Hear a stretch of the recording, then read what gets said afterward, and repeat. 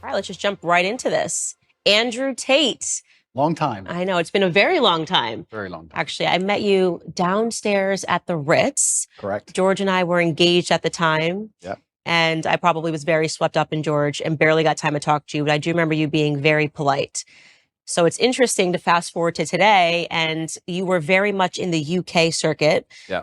Now it seems like your celebrity is kind of really hitting the US market. They're kind of finding you for the first time, digging up a bunch of old clips, and there's a lot of pressure now on conservatives to say something really awful about you. There seems to be a pressure on everybody on all sides to say something awful about me. I kind of feel like I've been placed in a position where there's always someone attacking me new each day. But I guess I was built for it because it doesn't bother me like it should, perhaps. You seem to be doing pretty well given the circumstances. I know the truth of my heart, and I know that what I say is the truth, and I understand very well the internet and how it works. And I also think I'm perspicacious enough to understand there's certainly a degree of weaponized virtue and perhaps a degree of jealousy and perhaps a few other things that are involved in all of these attacks. I don't believe that people who sit and attack somebody for their past, especially something from so long ago, are genuinely virtuous. I don't think it's about virtue. I think it's about, well, I can get some clicks this way, or I can get some views that way, or he did the biggest interview ever, or whatever it is. There's certainly some other motivations. And I don't want to say water off a duck's back. I don't want to come across as arrogant. However, I do believe that since the dawn of human time, every single king with any kind of empire was constantly at war. And I think if you're going to become one of the most famous people on the internet, you're going to be at war. And you'd be a fool to become massively influential and then cry about the fact that you end up in constant battles. It doesn't matter if you're Napoleon or Charlemagne or Genghis Khan. There's always someone prodding the edges of your empire, trying to find weakness, see what a little bit of land they can take. And I think it's always been the same. And right now, I guess you could say, to a degree, I certainly have an empire and I'm massively influential. And there's a degree of, I wouldn't say jealousy, but there's certainly some ambitious people who are trying to damage it. I think that's what it is. So I did see a mashup clip that we're not going to show because I thought it was unfair. I will say that. Yeah. Only because there was no context provided to the clips. It was just an extract of something that you said that 10 years ago. Some of them were literally 10 years ago. Yep. Didn't know what year it was from, didn't know who you were talking to, didn't know what context it was. And I've been victimized online by something like that before, where somebody takes something abstract and says, well, this is what must be what she means, until they're provided the full context of the clip. Yeah. And I also take exception to, I think, digging back 10 years. I don't know who could survive that litmus test. I'm 34 years old today. Yeah. 10 years ago. Today, I speak to my audience. I talk about, they call me puritanical. I talk about, not drinking. Yeah. I think the biggest change has been becoming a mother. Yeah. And it would really be unfair if we went and found Candace at 24 years old, liberal, dancing at One Oak, and said, well, look at these clips of Candace Owens. Fortunately, I had no cameras in my face 10 years ago. Yeah. You somehow did. So I think it's a bit unfair. I also think that some of the critique that is coming your way is coming from people who are well-intentioned, like they actually don't perceive, maybe perhaps, okay, this is 10 years ago, what the context is, has he changed since? So I will ask the question, and we are going to get into some of those clips. You said you're an open book. Yeah. How have you transformed? And I've seen changes just, I think, in the last 5 years. Yep. Who are you today? How have you transformed? That's a very good question. It's also very important when you talk about Candace from 10 years ago. The idea that you did something 10 years ago, which you would no longer agree with, is one thing. But the second thing, to come along to the conclusion that you now have no value to add to the world, would be massively unfair, right? Everybody changes, and that's fine. I'm not the kind of person who's going to sit and apologize for his past. I believe all's well that ends well. I believe we're humans and we grow and we learn. I'd be a fool and I'd be disingenuous to sit here and pretend I was sorry for something I did in the past. And I'm not going to do that. I'm going to be very honest to everyone at home. I've talked at length for a very long time about my history and the fact I used to run a webcam business, and I don't feel guilty for that. I know that's maybe what they want from me. I don't feel sorry for that. I've never hurt anybody. It has nothing to do with my current criminal case. Everybody who worked for me was very positive. In fact, my #1 supporter is currently online, and my best lifelong friends and some of the letters I got in jail were from people who worked for me at that time. And I had a business, and I'm not going to sit here and try and pretend that I feel guilty or I feel sorry for that. I'm from a low income background. I did what I had to do to survive. And truthfully, all in all, being very honest, I don't think what I did was really that bad. And I want to say that. And I know people are going to lose their minds for it, but I didn't sell drugs. I didn't kill anybody. I mean, what did I do? I found a gap in the market and I helped some people organize some accounts on an internet website. That's what I did. And they're going to try and criticize me and crucify me for the next 100 years because of it, because of clips that were made 10 years ago. I think it's disingenuous, and I don't think anyone actually really cares about the virtue of it, because nobody who was involved in my life back then is complaining about anything. I think it's just an attack on me. And certainly we learn and we grow and we change, but it's very interesting how hypocritical the idea of looking at somebody's life over such a long period actually is. I mean, we can look at Donald Trump, right, who I'm a fan of. I guess I know you've had your ups and downs with him, but in the conservative sphere, he's pretty well respected. Donald Trump used to own the Miss Universe pageant. Are we going to criticize him? Are we going to crucify him? What about the girls he had in Miss Universe who decided to go on and do Playboy magazine? Is he a bad person now? Why? That's not Christian values, right? People are messy and life is messy and nothing is completely clean. And this idea that you're going to find somebody and 10 or 11 years ago, they did something which might even be slightly distasteful, not even illegal, and you're going to crucify him forever. I just don't believe that's genuine virtue. I think it's just an attack. I do think what's happening right now is they are wrongly conflating you having run a webcam business, however long it was ago, to the criminal cases happening in Romania. And this is why I interjected in my voice when people were saying, he's not a conservative, he's not a Christian. I don't understand why Christians are giving him a platform. And I'm very sorry to interrupt. I'm very sorry to interrupt you. But yeah, I will say right now, I would never consider myself a conservative from that standpoint. Right. I'm a rational actor. I'm a reasonable person. I'm intelligent. I use my brain.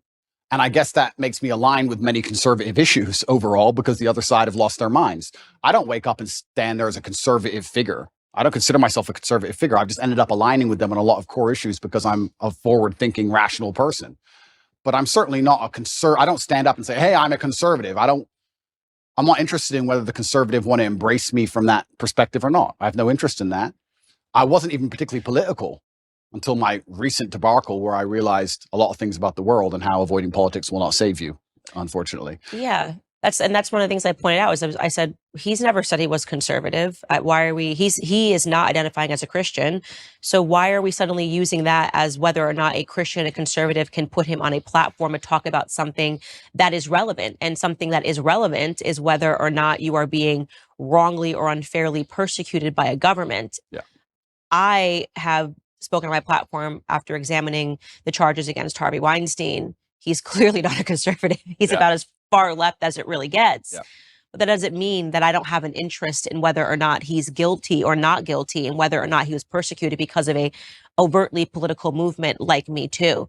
So I do not like that these things are being conflated, but I want to park that aside because we are going to get into your case and just stick with what you just said about the webcam business. So you say you don't have any guilt for it. I'm not sorry. I don't operate in that frame. I don't think it's an intelligent way for a man to go through life to say, I'm sorry. At a younger age, I did the best I could possibly do, and I did the best I believed at the time. And you grow from it and you learn. And perhaps there's times in your life where you look back and think, well, maybe I would have done this differently, because hindsight's always 20/20. But every rapper sold drugs. Like, you get to a certain stage in your career where you no longer sell drugs and you don't do it anymore, but that's part of the life journey, and life's messy. And I'm not going to sit here and apologize to any conservative who wants to sit me down and try and give me some moral high ground garbage. I'm not going to listen to it. I had a very rough upbringing, a very tough life, and it could have been so much worse in so many ways. I've done nothing illegal. I've never hurt anybody. Everybody who was involved in my life back then are massive supporters of me. And I think it's very hypocritical for someone to sit, look at a situation they were not involved in and don't understand, look at old clips taken out of context, and then tell me and a whole bunch of people who were in my life who were all perfectly happy that something bad happened or something wrong happened. I don't think that's genuine. And for that reason, I'm not going to sit and be preached to by these people who are imperfect themselves. Everybody's imperfect. And another thing that's really important, we talk about Christian values. I also think that I find it very interesting and ironic that I'm somehow the problem, and that these Christians feel like they need to come and attack me now in the name of Christian values. I think Christianity has much bigger problems than Andrew Tate and some old clips. I think they have much bigger problems that are happening in their churches on a daily. I think you can go to a Christian church in a lot of America and be very disappointed in what you've seen. I don't think I'm the problem with Christianity. And yeah, it's very interesting. But there was a webcam company, and I've talked about it at length on many different podcasts. I had a business. Many girls on there were perfectly fully clothed and would paint pictures or sing and dance and laugh. I've talked about this at length. I've had nothing to do with it for 10 or 11 years, and nobody was ever hurt. And I am not sorry for it. I don't see why I should be. Okay. So the way that I read you, and you can definitely let me know if I'm wrong, obviously, because you are you, is that people that don't come from a lot, me and you, Yeah. um, obviously have different decisions that lay before us in life than people that come from everything, or people that come from a very stable household, two loving parents. And this kind of gets into the dilemma. I remember years ago, Tommy Lahren had said something. She's a political commentator in the US, had said something to the effect of, well, Jay-Z used to sell crack. And he sort of laughed. And he probably did. And he did. And he sort of laughed this off. And I remember looking at that because I looked up to Jay-Z's music so much, and I looked up to him because it made it possible for me to change my circumstances. So you're looking at this guy who comes from nothing. He came from the projects. He sold drugs, and then he doesn't have to sell drugs anymore. And he's now talking about ideas and talking about business. So I was able to more closely understand and go, okay, I can actually climb out of these circumstances, even though I wasn't born, with a ton of wealth and a lot of opportunities that some people were. Yeah. And I think it's very difficult for people that don't come from nothing to understand that, and they're so sure that if they were in desperate circumstances that they would still never do anything. But this is their massive mistake, and you're right, but this is their massive mistake. The reason I have such huge affinity with the youth of the world today, especially the masculine youth, is one, because a lot of them are disenfranchised, which is one conversation, but two, also the reason my reach is so global, the reason I have so many fans in Slovenia and Southside Chicago, and I've had kids from Ulaanbaatar come up to me, Mongolia, all around the world, is because I speak to the disenfranchised, and part of that is always going to be, or is going to involve, financially disenfranchised. I'm someone who comes from absolutely nothing and made himself into something. And unfortunately, there's a rocky road sometimes, like you just described with Jay-Z, to get that done. But if I would have been born into a perfect family, like you said, two loving parents, family was rich, white picket fence, and I was saying all the same things, then they wouldn't have the same affinity. So if you look at even a lot of superheroes, you look at Batman, he's a flawed person. And I think the reason I'm seen as a hero and the reason I have the fan base I have is because to a degree, I've always been a flawed person, and I'm not a perfect human, and I don't want to be. And I think that actually adds a lot of credibility to my character as a whole, that I've become the kind of person who believes he can add value to the world. And just like you said with Jay-Z, he changed. And the biggest thing for me personally, though, truthfully, and I want the whole world to understand this, I've been forensically analyzed by multiple different federal agencies from different countries for the last 17 months, analyzing every aspect of my entire life across the last 10 to 15 years. And what did they find? An old YouTube clip? That's the worst they could find. No sexual perversion, no drugs, no genuine criminal acts. They found something semi-immoral in a YouTube clip. And I would actually challenge anybody who wants to throw stones at me to go through the same level of scrutiny I have been under. And let's see what they find in your life. Because I guarantee anyone who's watching this right now, you sit there, you have a secret in your closet.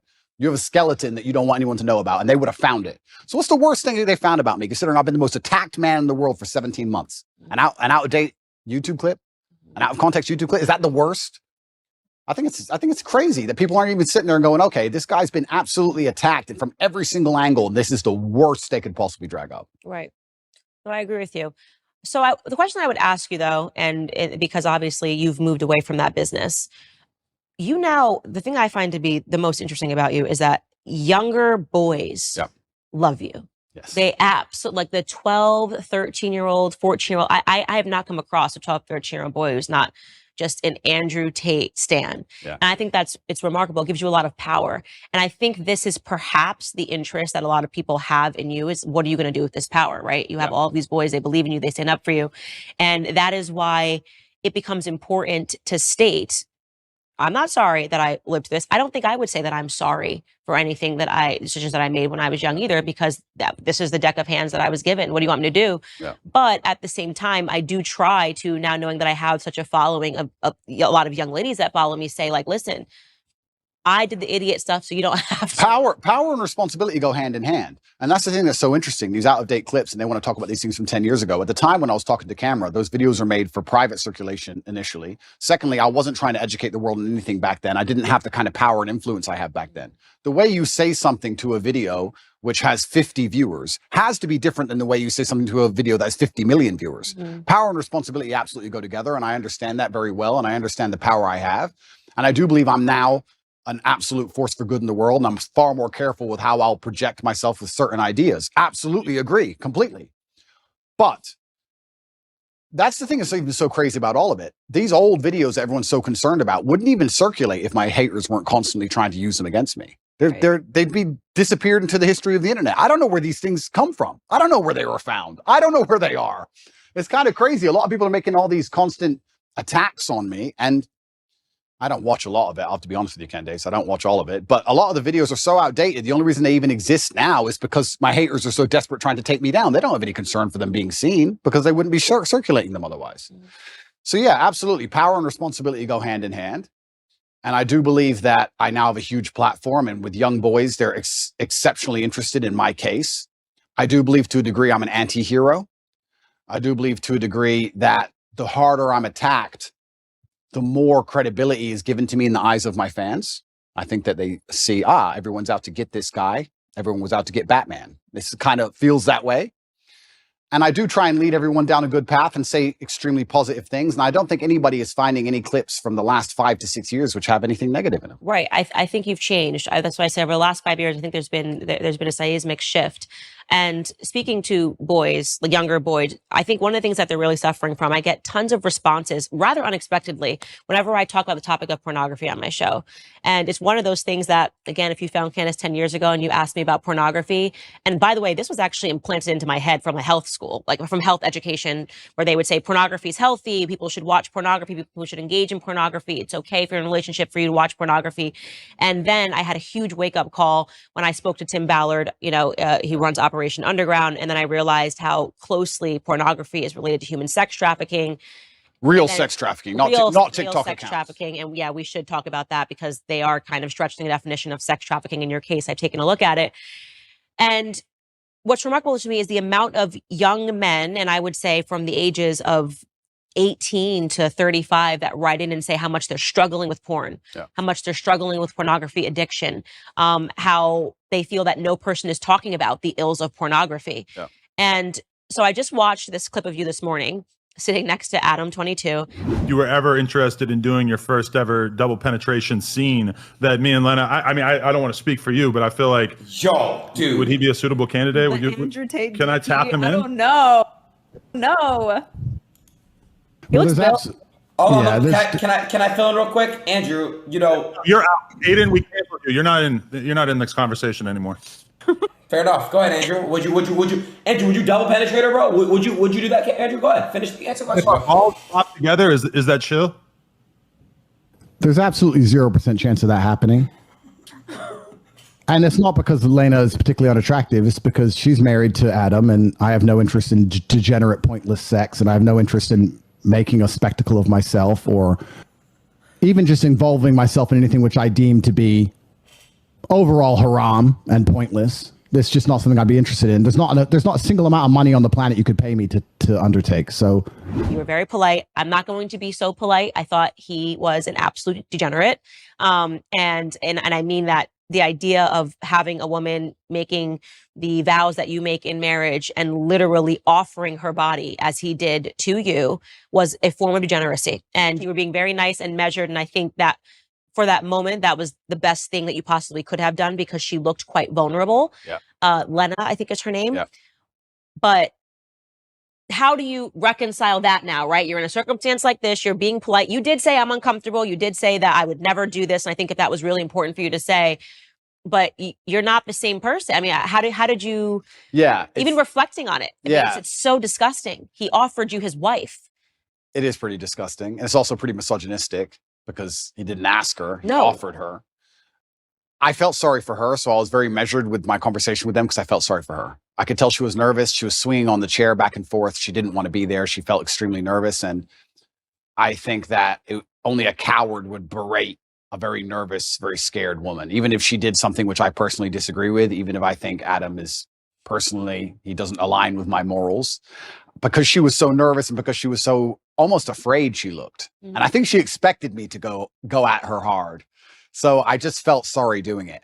I just didn't, I couldn't find, maybe I'm getting soft in my old age, but I thought, I think she knows what I think, and I think she knows what the world thinks. And I think if I go at her too hard, it's just going to break her. And I don't really like the idea of her, turning off the camera and bawling her eyes out. I think that God will teach her the lessons she needs to learn from her experience, both positive and negative. And I think that's God's job to do and not necessarily mine.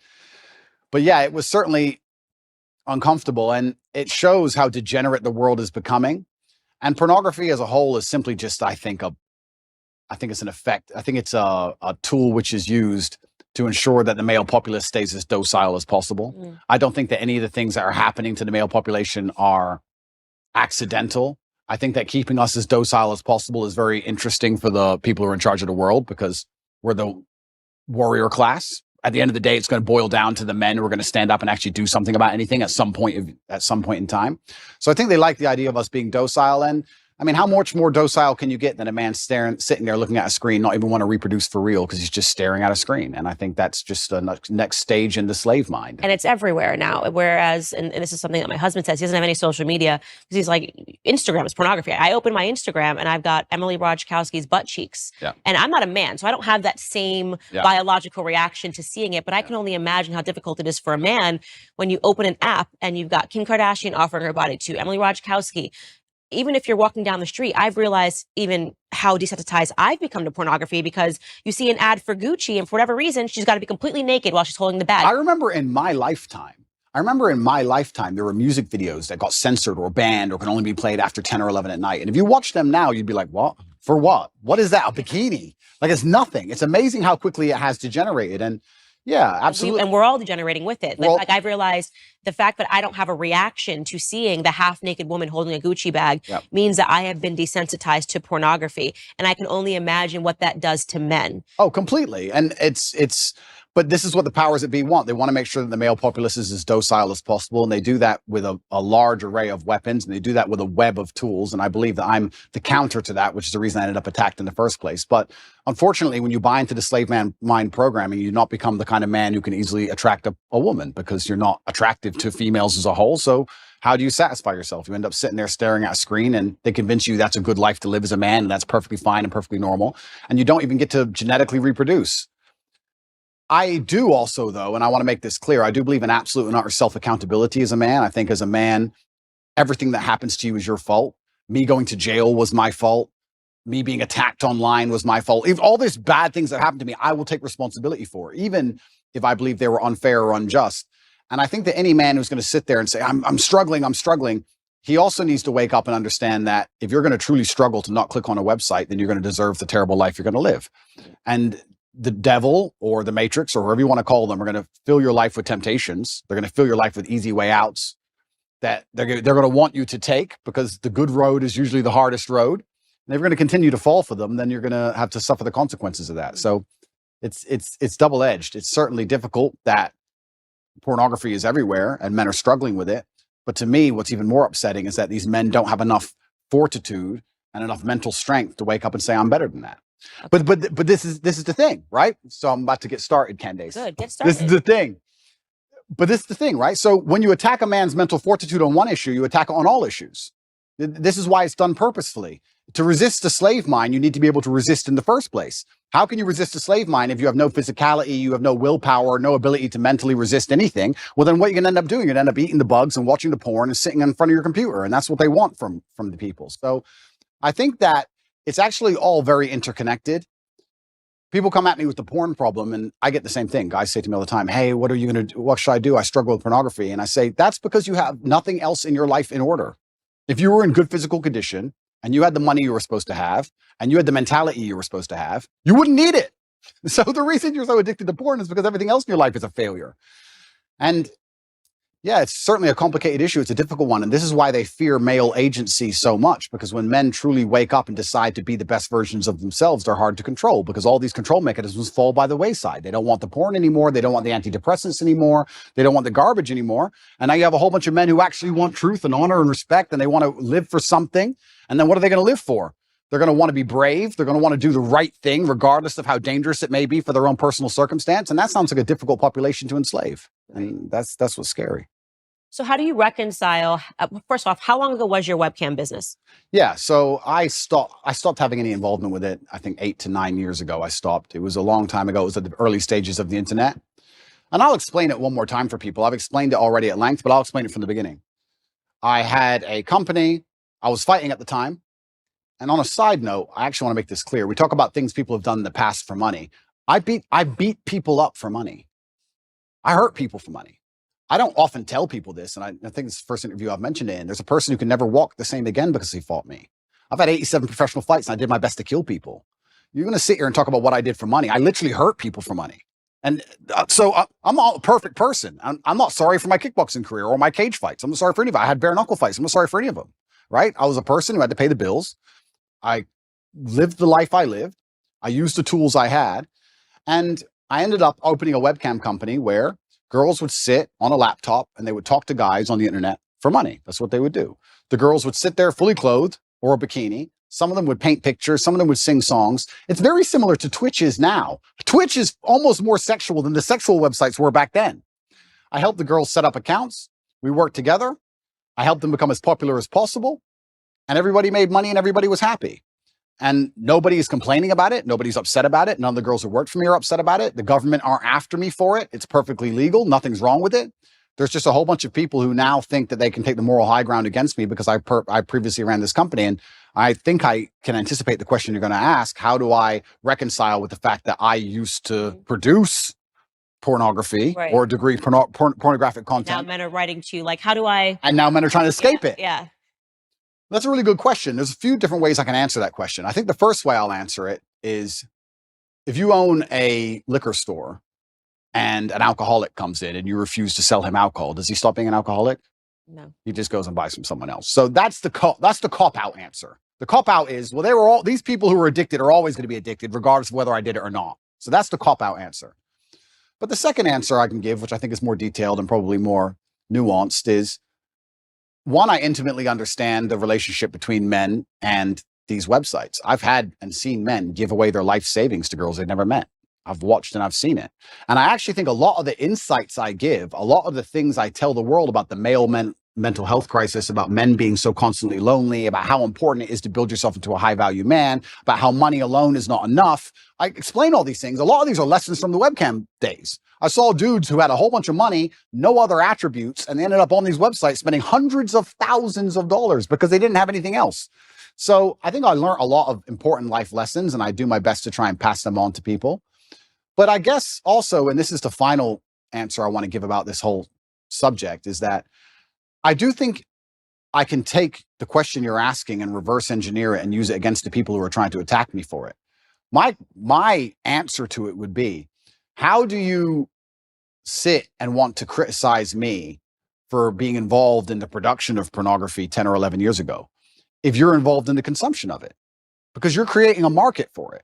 So anybody who wants to sit and say that I did things wrong, that's fine. You're allowed to throw stones. But if you're in a glass house, if you have ever signed up to an OnlyFans account, if you have Instagram, if you're following these models on Instagram who you don't know, who are showing their tits and ass all day, if you've watched porn, if you fancy or think some beautiful woman on a movie, if you're going to live in lust yourself and you're funding this entire industry, you're downstream, you're at the bottom of it, how can you then take the moral high ground on the person who's producing it?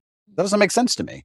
So if you've totally abstained from pornography your entire life and you've never looked at it ever, and you've never been involved with it ever, and you're a perfect person and you want to come along and say what I did was wrong, that's fine. But I don't think most people who are complaining can even say that.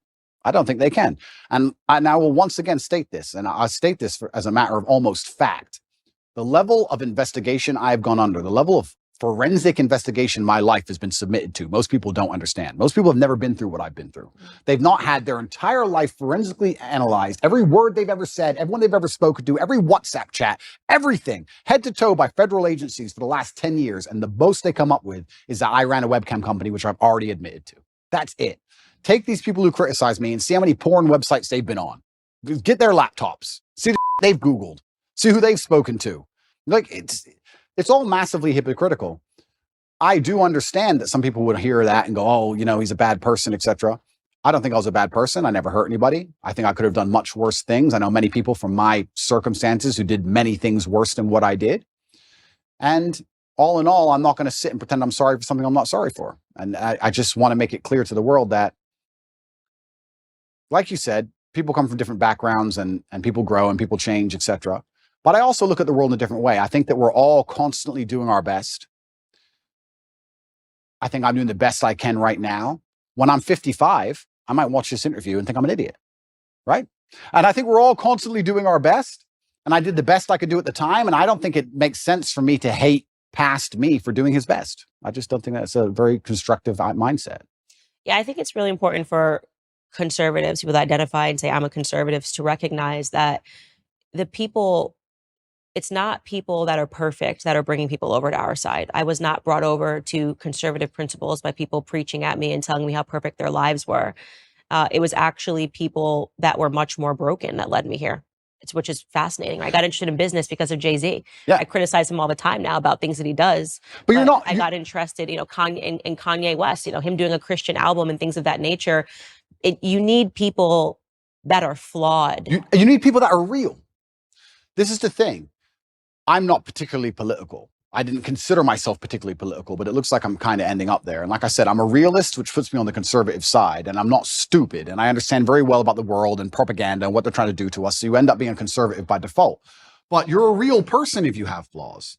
If you want to sit and tell a disadvantaged youth growing up in the south side of Chicago how he's supposed to live his life from your perfectly manicured garden and your white picket fence, you're not going to get through to that person. They don't care what you have to say. It actually becomes a bit of a turnoff. Absolutely. It's like those are things about me that I don't think will ever change, which is why I get your following. I get what people like about you. It's why you say the disenfranchised follow you. And I think it's important for people to understand that. Like, there was no way, and I still have no respect for her at all, but it's why I snap so hard at the Meghan McCains. I'm like, who the hell are you? What have you done in your life that you think I'm going to take advice? What, you've just been someone's daughter, right? What have you worked for? Absolutely. What have you survived? Tell me something that you lived through in your life that was a struggle. You can't. Yeah. Because your life has been perfect.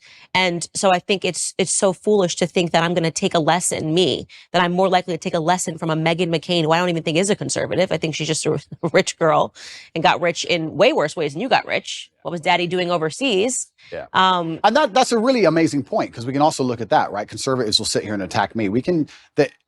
There are people who are making millions from blowing children to pieces. Yeah. Like, let's get the world in perspective here for a second. But it's cleaners. They didn't get their hands dirty.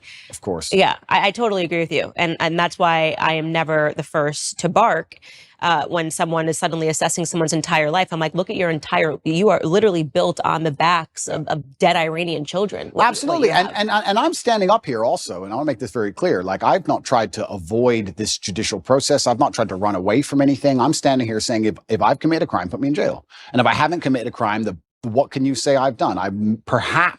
You could argue it was slightly immoral, perhaps.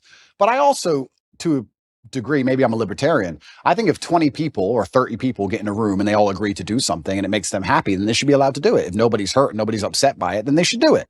And perhaps that does make you a libertarian. If 30 full-grown men decide to go into a room and be gay, and they want to be gay, then they should be allowed to go be gay. You're 30 men, you're not hurting anybody, it's what you want to do. If you want to wear red t-shirts, wear red t-shirts. If me and my brother had 30 people, we all got together and everyone made money and everyone was happy, who's others to come along and criticize and say people are victims, people are upset, this is wrong, this is bad, etc. So, yeah, you're completely right. It's amazing how people throw stones and how imperfect everybody is, truly. And I think the best thing you can do as a man is obviously learn your lessons from your life and try your best to pass them on. I feel like I'm doing that to the best of my ability. But also, another thing that conservatives is going to blow their minds, is going to really upset them. What they don't understand about, especially the strength of my message, is that to especially the young boys of the world, I'm cool. I'm cool. And I know they think that doesn't matter, but if you want to sit behind a desk and go, the Republican Bill 304, you're a dork, so no one gives a shit, right? You're a nerd. I've got the big cars and pretty women, and I live the lifestyle. If you want to really capture the youth of today, you need to get some kind of affinity with them. They need to at least want to be you to a degree. You need to at least be their hero to a degree. This is where liberalism wins. I don't think a lot of conservatives understand that liberalism's sexy. You do drugs, you run around, you burn stuff. It's cool. You get a party. Because what do conservatives do? Stay home, stay home, stay home. It's boring, right? At least what they don't understand is that conservatives will sit there and go, he's a terrible role model because he has all these pretty girls in this fast car and he's a materialistic. That's the reason I can actually help the world. That's the reason young boys will listen to me. You said it yourself, 14, 15-year-old boys, they'll look at my life and go, okay, I want to listen to this guy. They don't want to listen to me if I sit behind a desk and read Republican Bill 308. I don't read that crap. I don't know. And they don't care. I agree with you. I mean, I think one of the criticisms that I faced was that I care too much about culture on my podcast. I'm like, culture is interesting. Culture is what is changing minds and changing hearts. 100%. So if you don't want to compete with liberals in the cultural space, then what are we doing this for? 100%. Right? What do you think the young kids, do you really think that they're, like you said, following a Senate bill that just hit the desk? Or do you think that how you convey that to them and how you're talking about ideas actually matters and culture matters? And it's something that conservatives gave up many years ago. And they wonder why they lose. And then we call it Trump was cultural. Trump was cultural. Yeah. Trump was fake news. Yeah. Trump was a hero.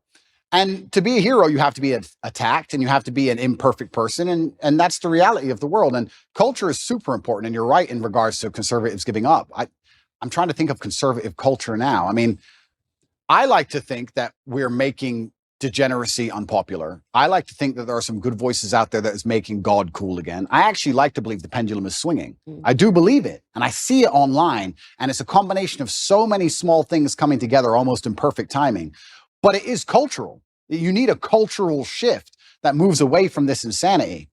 And you're right. If you just want to sit there and just preach, nobody's going to be interested in it. And I also think that especially in the masculine realm, I can't talk for being a woman, but I can talk for being a man. In the masculine realm, we certainly like to see people lead by absolute and utter example, because traditionally we would be following our commander or the man we respected into war.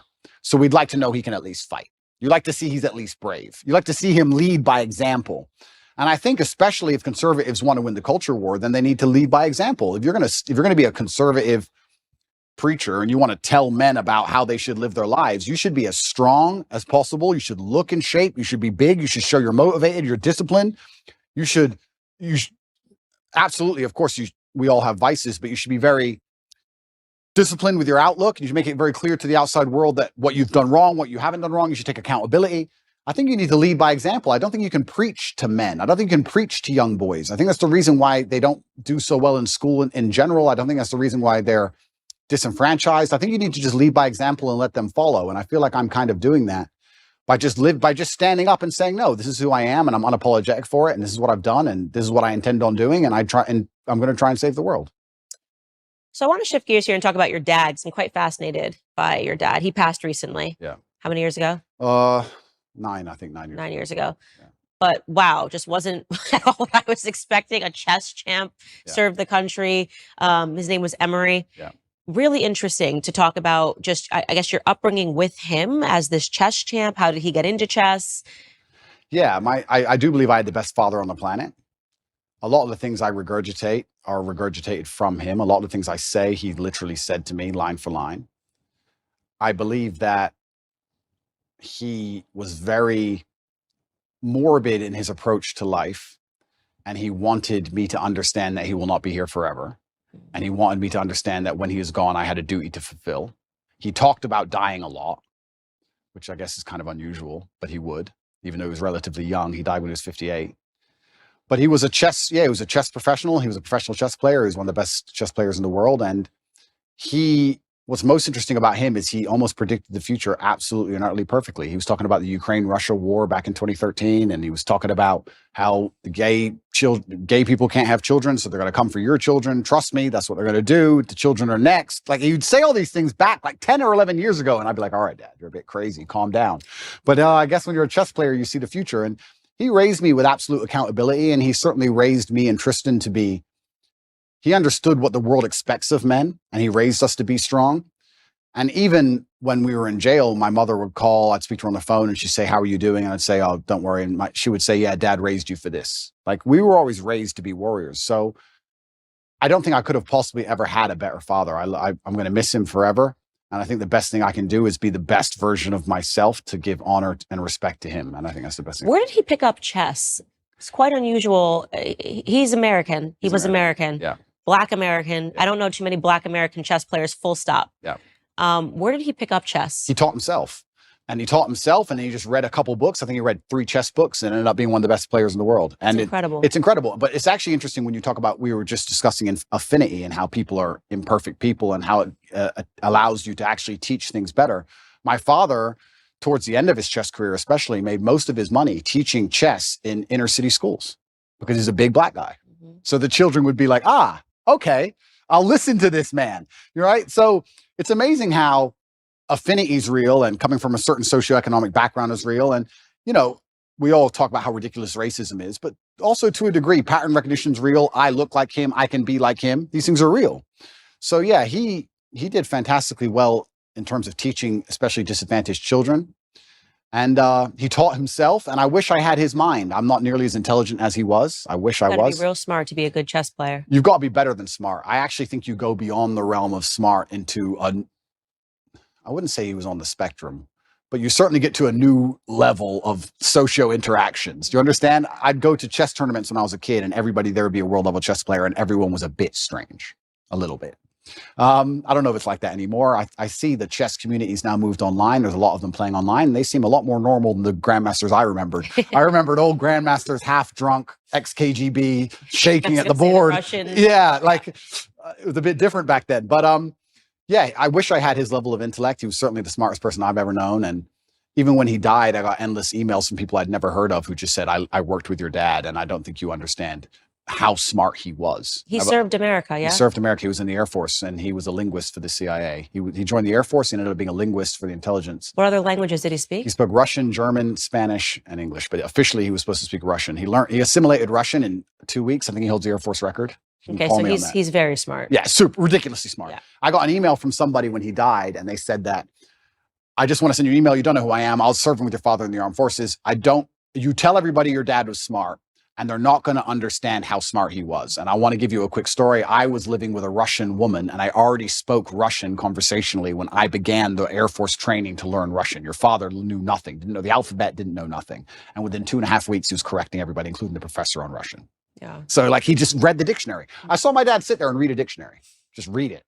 And that was it. Yeah. It's like photographic memory. Like he was on a spectrum. Yeah. Something else going on. Yeah, something else. The little X-Men. Andrew Tate was his name, and everyone called him E.T. Yeah. He was tough on you. E.T.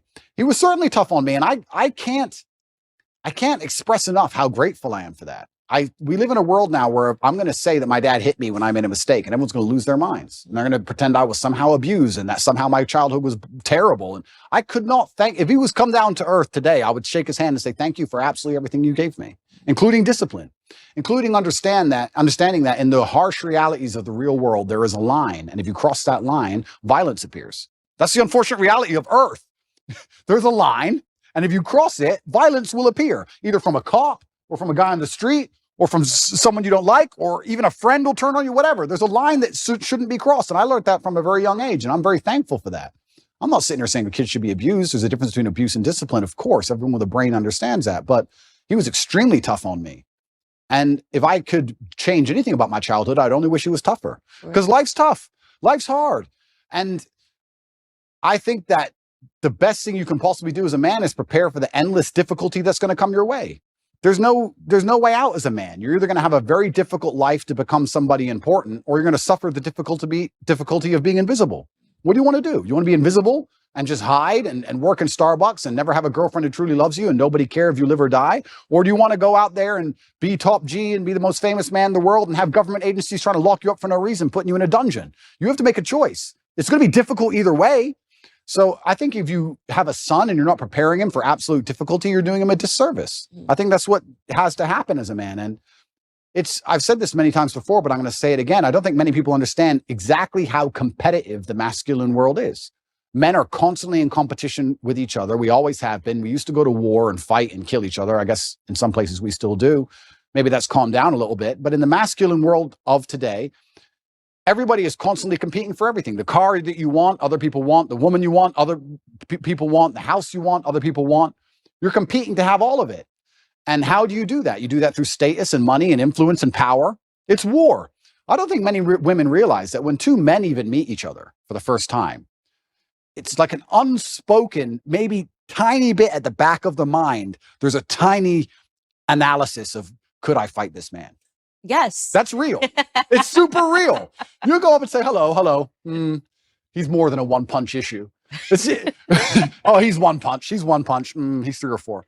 That's the reality of the masculine world, because we've evolved, if you believe in evolution, but my views are mixed, but we've evolved to be in this position where we're constantly analyzing possible threats and we're constantly analyzing people who perhaps are on our team or snakes, etc. And I think that not many people understand exactly how brutally competitive the masculine world is. And I think the worst thing you can do for a son is just to raise him in a bubble. My dad, I'll say it here, people lose their minds. My dad used to just randomly push me over. I'd be like 3. You just not hard, but just get up, boy. Okay. And mom would be like, why are you doing that, son? He's like, you get pushed over. That's life.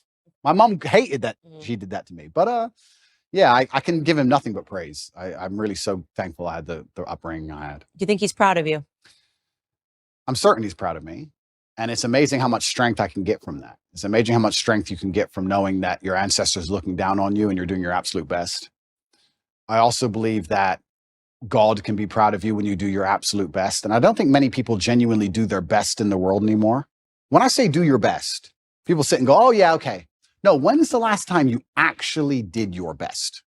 Like, I don't train to run marathons, but I know if I gave my best, I could run a marathon right now, first try. If I gave my best, life depending on it. When's the last time people have genuinely given their best to anything? There are people going through the world and going through life today that don't give their best or 100% effort to anything ever. Ever. They can't even remember the last time they tried.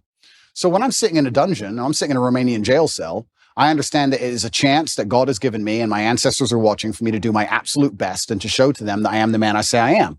You can't become the most famous man in the world for mental resilience and God not test your mental resilience. I think that would be a very amateur way to view the world, that you can now become one of the most famous men in the world who talks about mental discipline and mental resilience and God's not going to test it. I think God's going to come along and say, okay, you want to be Mr. Famous. All right, let's see what you have. So I believed it was a chance to show God and show my ancestors and show my father that I am the man I say I am. And it's amazing how much strength you can draw from that, because I don't think many men especially understand that even if you don't have the strength to be a hero for yourself, you should have enough discipline and enough honor to want to be a hero for somebody else. And if you have other people you truly respect, you should want to be a hero for them. And I think that's the masculine imperative. If someone's going to attack your wife, that's when you become a hero for her. You have to. What kind of man are you if you're not? And you can apply that to other things. If you apply that to your ancestors, or you apply that to God, or you apply that to your beliefs or your core principles as a man, then you can be a hero anytime you want.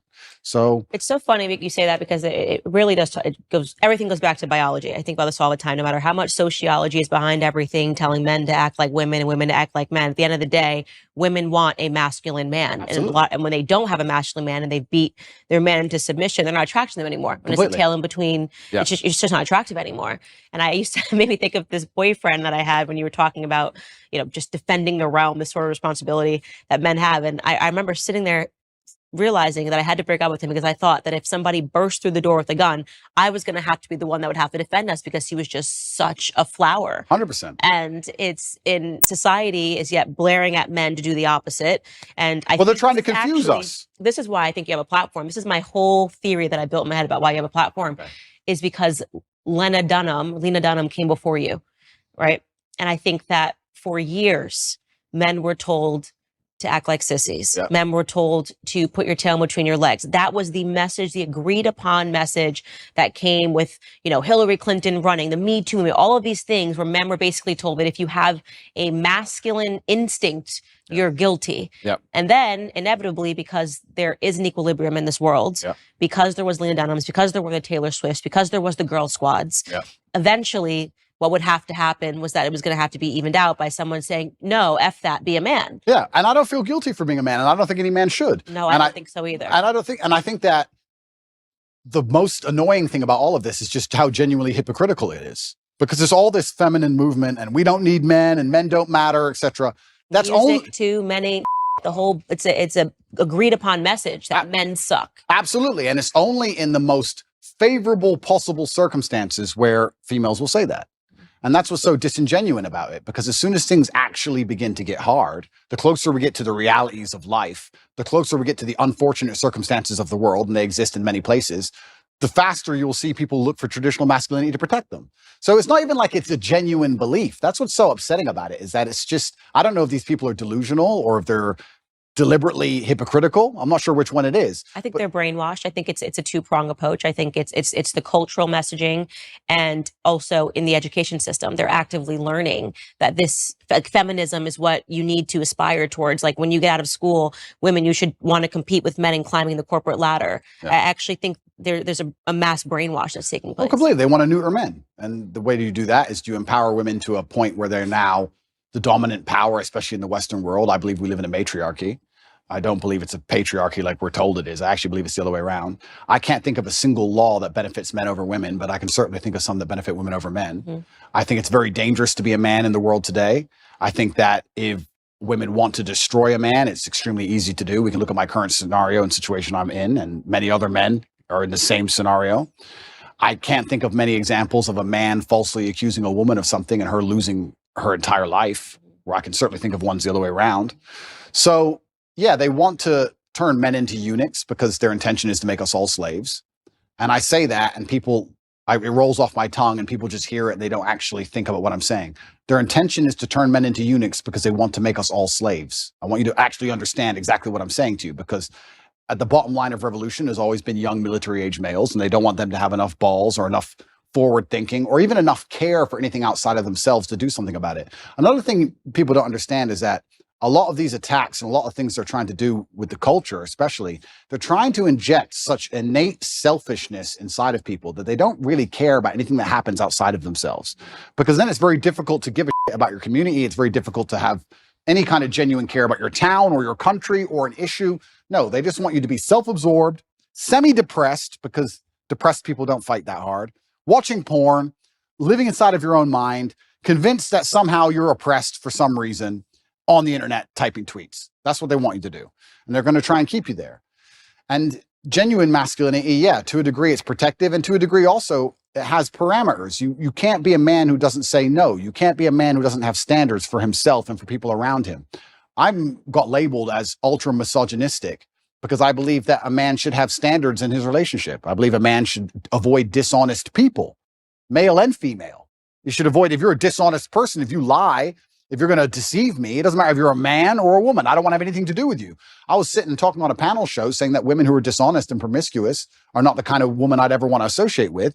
And I was labeled misogynistic for that. So it's crazy how they'll attack you, and they'll attack you so violently and so endlessly and repeat it so many times in a bid to beat your soul down. That's what they want, especially from me. I truly believe I'm the number one prize for them to get. If they can get me to just give up. If we can get Andrew Tate to just give up, being a man's bad. Come on, Andrew, say it. And it's like, it's dangerous, one thing, but it's actually genuinely also sad. When I analyze the situation in the world we're in today, part of me feels sad that we've ended up in this place where the people who are in charge are so evil and their plans are so heinous and the consequences so dire that they know they can only implement them if they genuinely remove the warrior spirit from every man on the planet. Yeah. It's kind of sad. And the warrior spirit is really important. And it's something that I speak about a lot, that men need to go be men. Even in capacity of my marriage, my husband needs his guy time. I need my girl time. Yep. The masculine and feminine, it's very important. The fact that my husband hunts and shoots and does these things, that's very attractive to me. Yep. To know that if the grocery store is faded away, that he could go catch dinner. Absolutely. You know what I mean? That he knows how to skin an animal. Absolutely. And they poison that. Look at the hunters. Look at the way they view hunters. They look at people in the South. Yep. This is why they know how to ranch. They know how to farm. They know how to survive on their own, which is why they start to poison that mentality, which is why I think it's really important that you're speaking to young men about why it is okay to be a man, giving them permission to be a man in a capacity that I can't give them that permission. In the same way that I try to give women the position to know that don't allow them to delude you to believing that this is femininity. It is not femininity, Lena, to have your husband offer your body to another man on camera. That's the poisoning. They teach women that this is sexual freedom, that this is sexual liberation. Yeah. I looked at that and I saw a slave relationship. I saw a master offering his slave to another person because he was just so, I just love Andrew Tate. Would you like to see with my wife? I would be okay with that. That is horrific. That is not femininity. That is not masculinity. Correct. I absolutely agree with you on that point. You're totally right there. And I think that's probably one of the most misogynistic things that have happened on the internet in recent times, but perhaps they're on the right side of the political spectrum. I don't know. I don't know which side they're on, but if they're on the correct side, you seem to get away with things. But it's very interesting what you're saying about your husband and fishing and hunting and stuff. I completely agree with you. And there's another thing about masculinity as a whole that I don't think that a lot of people want to address, but it's something that's certainly large in terms of my following. Because if we break down, if anyone's watching this now and they're trying to understand why is Andrew Tate so popular? Well, I believe I speak to the base instincts of Base instincts. 100%. base instincts. And one of the base instincts also for men, I don't think a lot of people understand, is to a degree is peacocking and showing off to a degree. And I do that fantastically. But it is. And if you look at men of old, and they used to conquer, and they'd wear a feather from the man they killed, or a piece of gold they stole. There was always that degree of flexing, showing off. And I think it's being unapologetically masculine and saying, yeah, I'm a big, successful man, and I can afford all this stuff, and this is who I am, and I've worked my ass off, and this is what I have, and I'm not sorry about it, and I'm dedicated, and I'm hardworking, and no, I'm not. I don't feel like I should have to cower or hide or apologize to the world for any of these things. And I think that's the reason why a lot of men find affinity in my message. And you're right. Baseline masculinity is being attacked, and women naturally don't find it attractive to find a man who's not that way anyway. But baseline masculinity is being attacked because they want you absolutely not dependent on the government, so that the government can decide whether you eat that day. And I don't want to be a pessimist, but I still think in many ways, almost with technological advances, it's going to be very difficult to resist. I think it's actually scary. I don't know how the world's going to be in 100 years from now, but I don't know if there's going to be much freedom left. I don't know about you, but when I look at the things they're doing with CBDCs and electric cars and the way the currency is going to change, it's going to be very difficult to resist without literally starving to death. So I don't know what's going to come.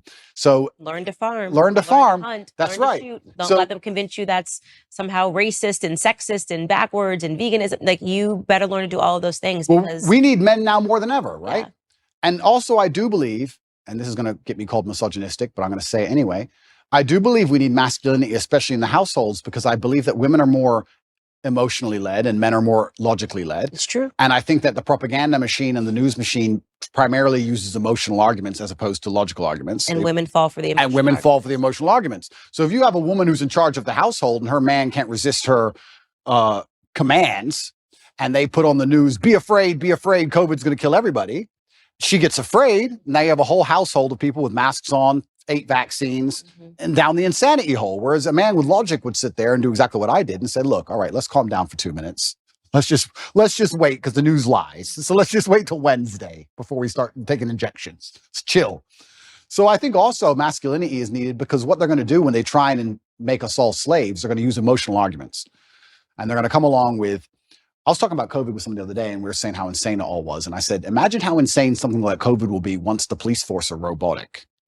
Imagine once it's all AI, no mask, done. Like, at least in certain countries, and I know because I traveled the entire world during COVID, I'll say here publicly on the internet, I broke every single COVID rule. I broke every single lockdown restriction. I broke all of them. Every single one. Never listened to any of them. I broke more. It's a competition. Yeah, so if it's a competition, I broke more. You sure? And from day one, I was like, absolutely not. I didn't even let people that were wearing masks into my house. I was like, my baby will not look up and see somebody wearing a mask in his crib. That's scary. Yeah. Looking like Bane, look over his crib. Like, that's just not happening. Amazing. But yeah, I mean, me and my brother, we moved to Sweden. We resist the COVID thing from the absolute beginning. We tried our best because Sweden was completely wide open. Absolute insanity. But yeah, even the COVID thing, if you look at it, the emotional argument that was used and how they controlled the world, and they're going to use emotional arguments to control us with everything. I talk about the police force being AI. What they're going to eventually do is say, cops shoot people, humans make mistakes, cops are racist. We're going to give you robot cops that never make mistakes, because cops are racist and cops can make mistakes, but these robots never make mistakes ever. And then once all the police force are completely robotic and they've removed all our weapons, you think something like COVID 2.0 isn't coming? You think you're not going to be locked in your house? You think they're just going to let you live in peace and walk around outside? Are you an idiot? And they're going to do all of this with emotional arguments. They're not That's going to why they want a matriarchy. Absolutely, because with a matriarchy, you can affect it with emotionality. You can sit there and say, the planet is dying. Don't you care about the trees? Give us all your money. And people will sit there and go, oh, yeah, I do feel bad about the planet. Okay, it's just an extra 18% tax. And they can fall for it. So emotional arguments are how you get your way with anything. If you give me somebody, if you put somebody in front of me, I can convince with an emotional argument. I can convince them almost anything. Almost anything. Logic is much harder to do. So we need masculinity even in the household. And I'm just talking about baseline masculinity of just the logic and the rock solid self-assurance to sit there and say, no, I'm in charge of this house. Let's all just calm down. Let's not get emotionally led by this news channel. And let's be very smart about what we do and how we react to things. And that's why it's under attack. And I think I talk about revolutions and I talk about men being the military age males who are going to eventually stand up, etc. But I'm not be doomsdays about anything. I don't want to get arrested for any accusations. But even just having a masculine essence in a household makes the whole household harder to psyop. I truly believe that. And I can just think of COVID, and I use it as an example because it's the most recent large psyop they've attempted on us, where the amount of people I saved personally, I must have saved 200 people's lives from that vaccine. Me personally, just because me as a man, they'd come to me and go, I want to travel. And I'd say, listen, I don't even have time to explain to you, but have I ever been wrong?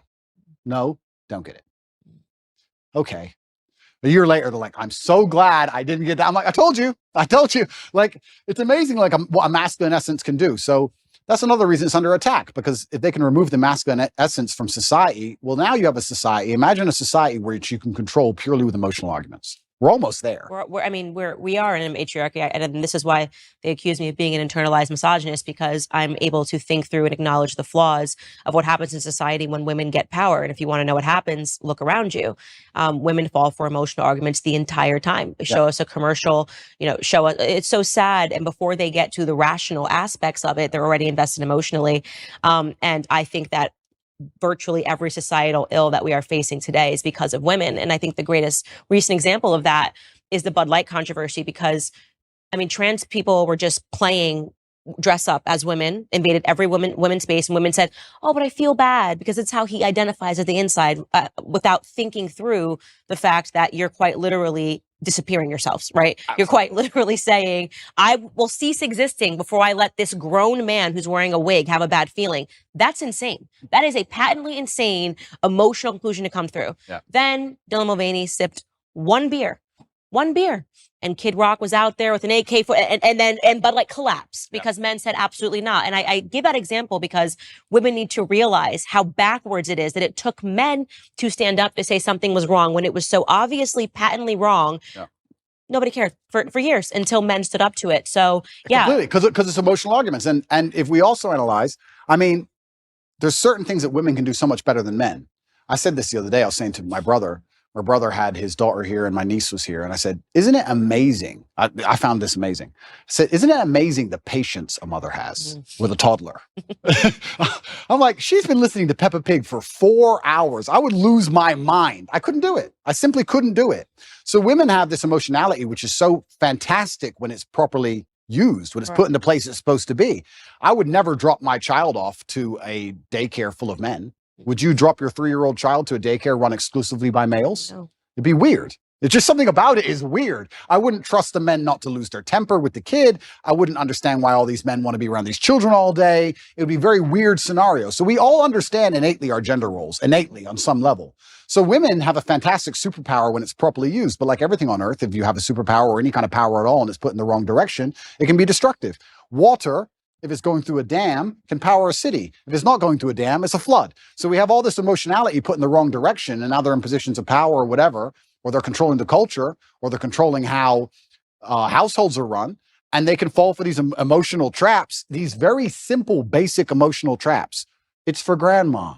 The most basic, dumb level. And I sit there and say, grandma's 98. 98-year-olds die. And I'm not saying she should die. I'm saying 98-year-olds get sick. Who said it was COVID? Prove it was COVID. She got the flu last year. Like, what? Have you lost your mind? But grandma. Which is funny because I think the average life expectancy is 73. So if they've made it to 92, they've done great. They've done great. Absolutely. And I said that, and people thought that was so harsh and so mean. Because there you go. Harsh, mean, emotionality. Yeah. And emotionality is used against people, which is also why they don't like stoicism, is why when you have a man who's hard to emotionally affect, they also see him as a threat. Mm-hmm. I've had it from a lot of people. I've had some of the hate mail I've got, and I get a lot of, I probably get about 10,000 emails a day. I'd say about 9,000 of them are support and 1,000 of them are fervent weirdos. And the weirdos are like, you're a psychopath because all this is happening to you. You don't even care. It's like, they're threatened by the fact that I'm stoic. They're threatened by the fact that I won't cry and lose my mind over it. They're like, oh, he has emotional control. He's a threat, because then they can't lie to me. They can't psyop me. And they want you to be emotionally incontinent. And this is another thing they're teaching men. They're teaching men to act out your feelings. So why are they doing that? Because that makes you an emotional person and you're easier to control.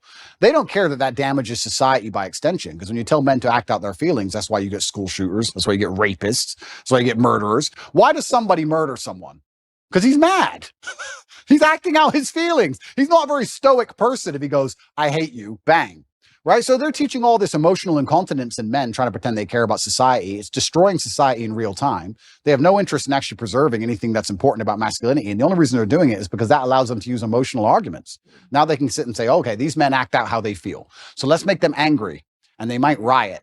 And let's make them riot on this street. Let's leave some bricks on this street. You understand what I'm saying? It's all absolutely utterly done on purpose.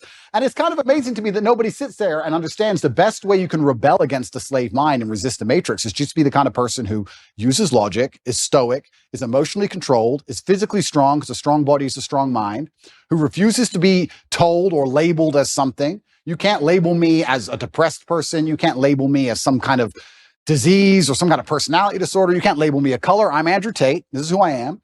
I work hard for my last name. I understand what's right and wrong. I'm going to do my absolute best.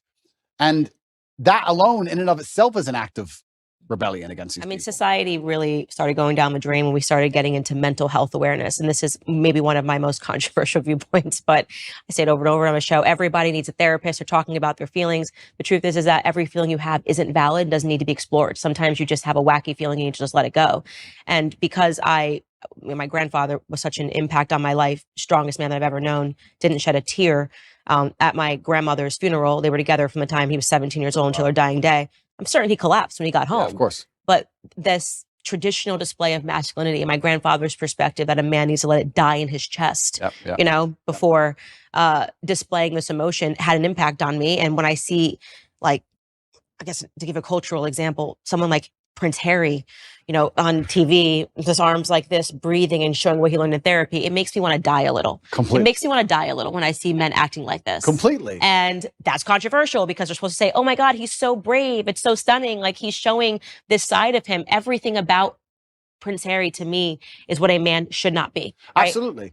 What you've done to your family, betraying your family, allowing women to assert that much control over you that you would, for profit, betray your family. I mean, everybody's got a family. Everybody's got family issues. Don't even let me get started. But the idea of selling out your family and then going the royal family, selling out the royal family. And what happened, it's such a display of what's happened to men, what's happened to masculinity. He's giving up his guns. He's never going to do this anyway. It's all of it is such a public example of what can happen. The thing is, I know what's so interesting is I know how miserable he is. He's miserable. There's no way a man can be happy in that scenario because I think masculine happiness comes from strength and to a degree excellence, and also comes from respect. Mm-hmm. Men want to be respected, and he doesn't respect himself. His family doesn't respect him, and his woman doesn't respect him. I know how unhappy he is. I know how unhappy she is by extension. It's just an unhappy, miserable house. He gave up everything and gained absolutely and utterly nothing. This whole therapy thing, the reason I believe they push therapy so heavily is because it goes into something I said a little bit earlier about selfishness. If you convince somebody that they have to spend hours and hours per week sitting in a chair talking about that feeling they had last Thursday in the kitchen. That's crazy. It's insane. Crazy. You want to talk about creating mental illness. There it is. This exasperates problems. This makes it worse. Mm-hmm. And it also builds this culture of absolute and utter selfishness. Excuse me, they're trying to put you in jail for the rest of your life effectively because they're going to enslave you and they're going to control all the money and they're going to make you get injections you don't need. Yeah, but I'm sad. I got therapy. I'll talk about it later. Yeah. That's all they want. They just want you to be so obsessed with how you feel in your own mind that you can't even look outside of yourself and care about anything. Right. It's part of the propaganda machine. It's part of the mechanism to turn us all into docile farm animals. I said this to somebody the other day. They were talking about how they feel. And I said, who cares how you feel? And he goes, well, what do you mean? Well, I don't care. You're telling me I know you and I don't care. So all the people who don't know you don't care. The woman you want doesn't care. You can't go up to a chick in a bar and say, you know what? Usually I'm really charming. Today I'm a bit sad. Can you give me a pass? Can you let me off? She'll be like, go away, weirdo. The chick you want doesn't care. The job you're supposed to perform at doesn't care. If the man who wants to mug you decides to pull out a machete, he doesn't care. You can't say, bro, I'm not in the mood for a fight today. Tomorrow, please. Nobody cares. So why do you care? All the people out here in the world don't care, but you're going to sit there and you're going to carry me the only person in the world who cares. You're going to walk around telling everybody, trying to find somebody who gives a shit. Good luck. Because what's going to happen is you're going to walk around feeling sorry for yourself, trying to find somebody who cares. You might find somebody who pretends to care long enough for you to get a little bit of dopamine. But all in all, you're wasting time in a hyper-competitive world where people like me who perform regardless of how they feel are just going to perpetually bury you. And then you're going to sit there and wake up and go, why am I a loser? Well, because when Andrew was sad, he continued to perform. When Andrew was in jail, his business didn't fall apart. He was doing push-ups every day. His body didn't fall apart. Nothing about his life degraded when he was in a jail cell surrounded by cockroaches. You're in a plushy bed at home, crying about what? And you expect the male world's hyper-competitive. So you're not allowed almost as a man to put that much importance on how you feel. You don't have time to care about it because you have too much to do. This is what I find so remarkable. If I feel sad, I don't think, how do I stop myself? I need to not feel sad. I just go to work. I got stuff to do. I'm a man. I have things to do every single day. This whole therapy garbage. I can't think of a way faster to ruin your mindset and destroy your ability to resist the perils of life than go into therapy. And the overdiagnoses of everything. It's like, you have this, you have that. And then people take that as an excuse to not ever have to get better. Oh, absolutely. You know, now I can be permanent because I realize that I've got this. I went to the doctor and the doctor says that I have this. And so that's the reason why I don't respond. I've got ADHD. I think now it's like 1 in 2 people has ADHD. And that's why I'm not able to focus and do my homework or complete a task or keep going to the gym every single day. I hate it. It's a self-fulfilling prophecy. It's a self-fulfilling prophecy. And I really can't think of a quicker way to destroy your mind than go to therapy. Part of me, if I had time to waste, Candace, which I don't, because I've been on house arrest long enough, and once I'm out of here, I'm going to enjoy myself. But if I had time to waste, I would love to go to start therapy. I would love to, like, imagine me, Andrew Tate.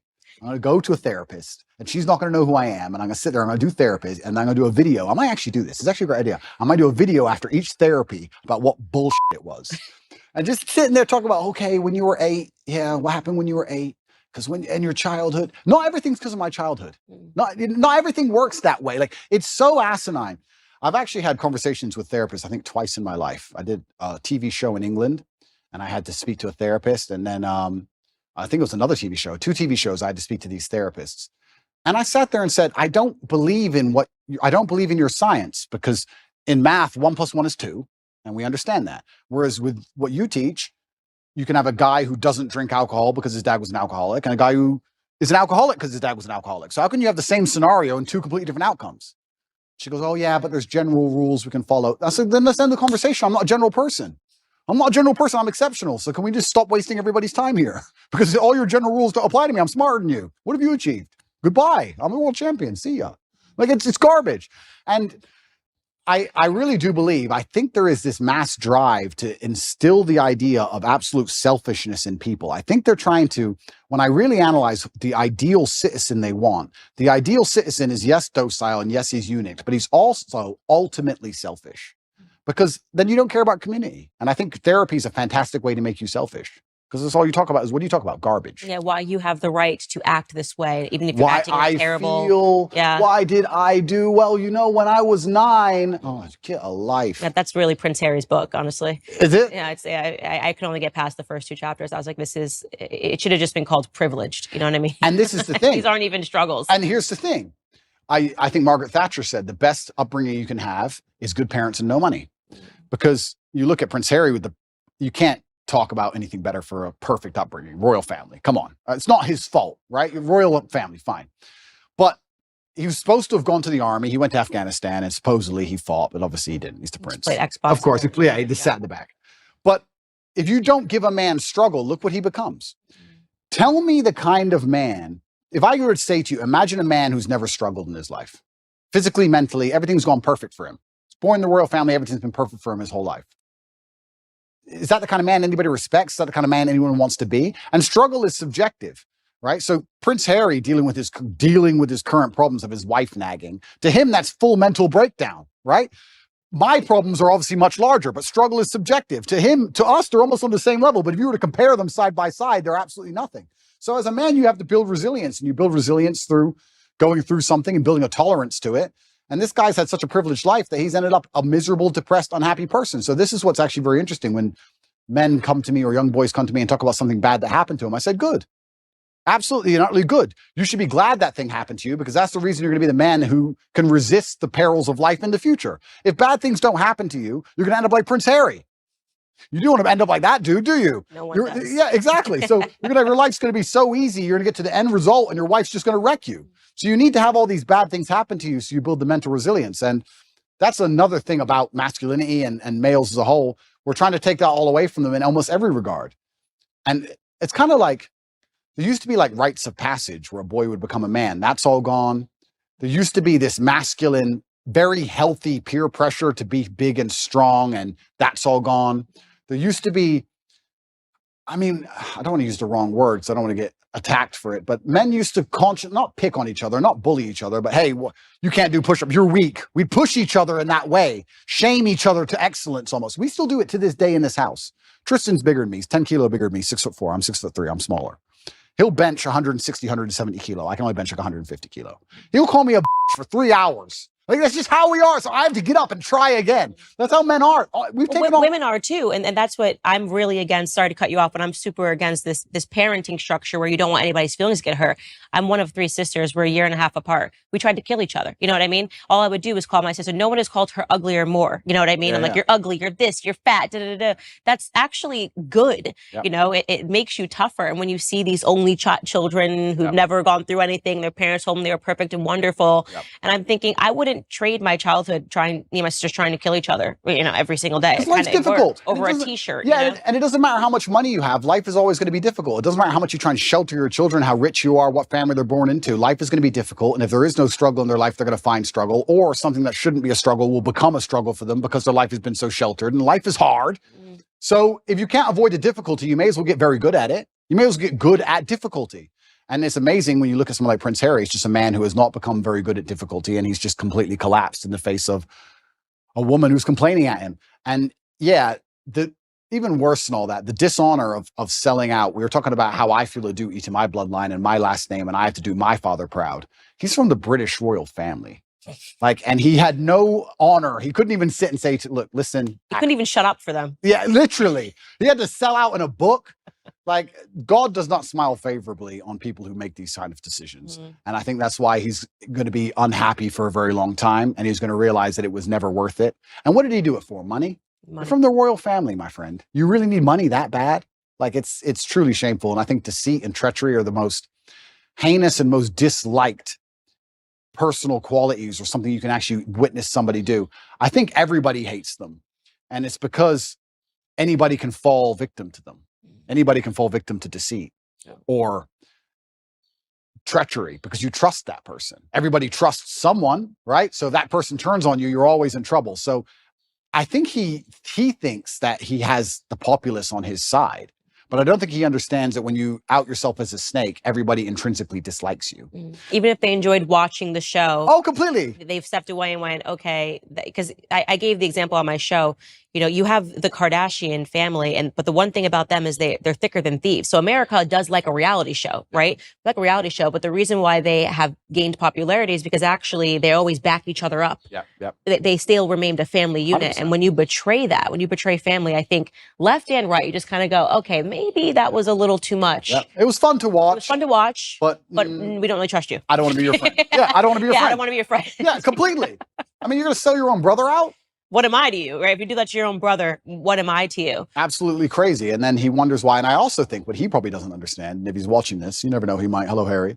If he's watching this, I don't think he even understands that even his woman views him that way.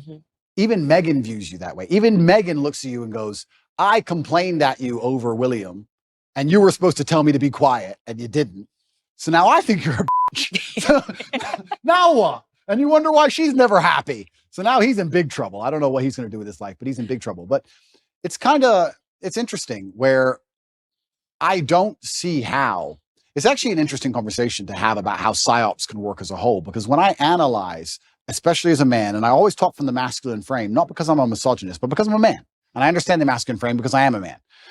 If you stray from the archetype of masculinity, if you stray from honor, courage, if you're not dutiful, if you don't believe in putting honor in your last name, if you don't want to be physically and mentally strong, if you don't believe in finding problems to solve, you don't believe in having a difficult life, if you stray from this because you've been psyoped to stray from it, all you end up with is misery. And it's amazing that people will see anybody who's strayed from it end up perma miserable and still fall for the psyop. I find it incredible that people don't think logically long enough to sit and say, okay, whose life do I actually want? I would never adopt the thinking of somebody whose life I didn't want. I don't know why people even do that. I could sit and have a conversation with Prince Harry for 10 hours straight, and he could be as compendious and convincing and concise, and he could be extremely perfectly articulate with his points. And at the end of it, I'd say, yeah, but I don't want to be you. So I don't want to think like you. So get fucked. Yeah. But I wouldn't want to listen to him. So I don't know why people don't even just wake up and go, okay, whose life do I want to live? What kind of person do I want to be? Who do I want to be like? That's the kind of thinking I need to adopt and install in my mind, because we're all being programmed by someone to a degree. And I don't think you can escape programming. You can just choose the programming that you are going to install inside of your mind. I'm not going to sit and say I'm not programmed. My father programmed me. My fight coach programmed me. The friends I have around me program me. My brother programs me. My social circle programs me. We're all programmed to a degree. You have to be very careful with who you're going to allow give you the programming. Because if you put it up to society and culture, the current culture, as a man, you're going to end up like Prince Harry. Do you want to be Prince Harry? It's a big question. It's a big question. And the answer is no. Yeah, the answer is no. It's interesting what you said earlier about putting things back to biology, because a lot of human nature is certainly animalistically biological. And even if we look at Harry and Meghan and how they interact in their home, I obviously don't know, but I can almost guess to the T the arguments they're having. I can imagine him saying, I gave up my family for you. This is what you wanted. I gave you what you wanted. Why aren't you happy? I gave you everything you liked. And he's trying to use a logical or an emotional, well, he's trying to use an emotional argument, but it ain't going to work because she doesn't respect him. But he's trying to use a logical argument with her, trying to understand why she treats him so badly after he completely and utterly complied. But humans are biological, and she, as a woman, wanted him to be a man. She wanted him to have some degree of parameter and barrier. And if you don't put up any parameter or barrier as a man, what a woman's going to do is she's going to push you and push you and push you and push you. She's going to see how far she can push you. That's the reality of it. We can talk about any relationship, whether it's Harry and Meghan or any other relationship. If you're a full-grown man and you don't set parameters or set barriers, the woman's going to push you and push you and push you until she eventually finds one. And we can look at that in a romantic relationship, but also people in general. If you're going to give to a taker, they're going to take and take and take and take until you eventually say no. That's how humans work. So she was waiting for him on a biological level to stand up and be a man and say, listen, you've joined the royal family. You're right. You had to bow to the Queen of England. Correct. Because it's the royal family. Get over it. That's all he had to do. He could have saved himself all this mess. He could have saved himself all the running away and looking like a fool and the upcoming divorce and all this garbage if he would have just put his foot down. He never did. And she was trying to inspire in him the warrior. I think a woman sometimes tests a man to say, okay, how much will he put up with? Because they want to see, are you a man or not? What if a man's giving you shit? What will you do? They want to see if you're about it. And she was just testing him, and he failed every time. And that's why he's tried to perma please her. And now he's in a situation where he's asking her why she's unhappy when he's given her everything she wants. And she's unhappy because you gave her everything she wants because you're a punk. Women don't want neutered men. They don't. Absolutely. Even if they personally neuter them themselves, it's not what they want in the end. So I'll ask the question, what do you think men want in women? That's a really good question. And I can answer that one easily. I think that the masculine realm that we operate in is based on respect. I think that men are constantly looking for a way to be respected. I think the world is hyper competitive, and we're constantly always looking for status amongst our peers. This is why you will see a man give up his basically entire life to do something which will only gain him respect, even in a very small sphere. There are CEOs who go to work every day and don't even see their family and give up their entire life and work 12-hour days just to feel like the man in that office. Feeling important in that one office, in that one skyscraper, is worth him giving up his life because he feels like he matters. And if he gets more respect in that office than he does at home or anywhere else, that's where he's going to want to be. Men function on that. So if I had to build the ideal woman who could get any man on earth, what she would have to do is understand that I need to give my man as much status and as much respect as possible. I, by extension of him, being next to him, need to make him look respected. And a lot of this is the easy things we know. No one's going to respect a man who's with an ultra promiscuous woman. No one's going to respect a man who's with a woman who is back talking him or horrible to him in public. No one's going to respect a man who's with a woman who clearly isn't interested in him sexually, whatever. That's all the obvious part. But the hidden actual message behind all of it is that men are constantly looking for status and respect, and a woman who makes her man feel respected, not only from her, but from his peers, is the kind of woman a man's never going to want to lose. Right. So if I had a woman and I came home with all 5 of my friends and she came in the house and said, came in the room, who's hungry? Anyone want any food? It's not about food. I'm the G now. I'm the big boss. My woman wants to feed all of us. Of the guys there, most of their chicks would never do that. That's respect. That's status for me. That elevates my status.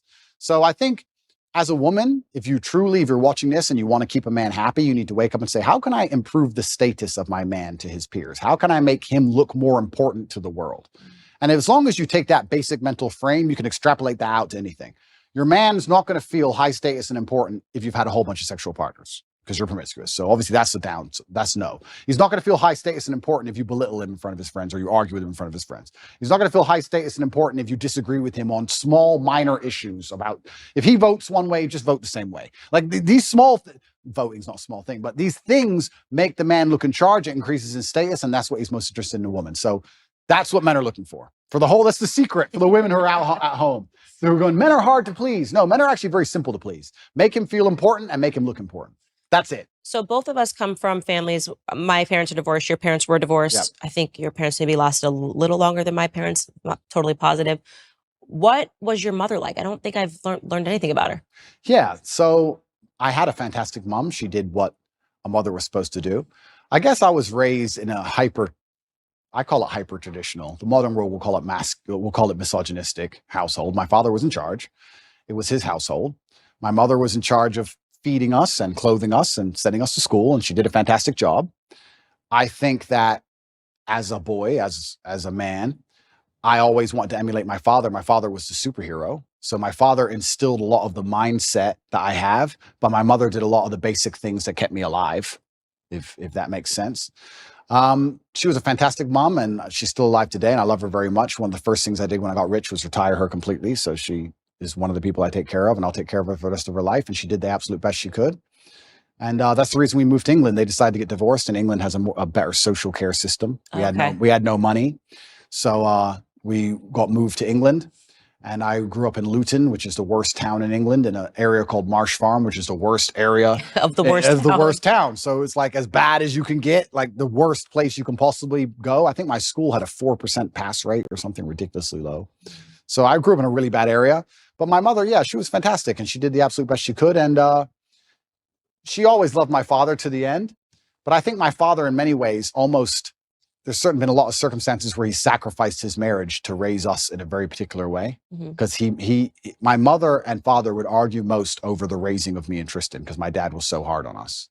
But he said, look, you boys are my legacy, are more important than arguing with your mother. So I think that's actually why they broke up, because he was so hard on us.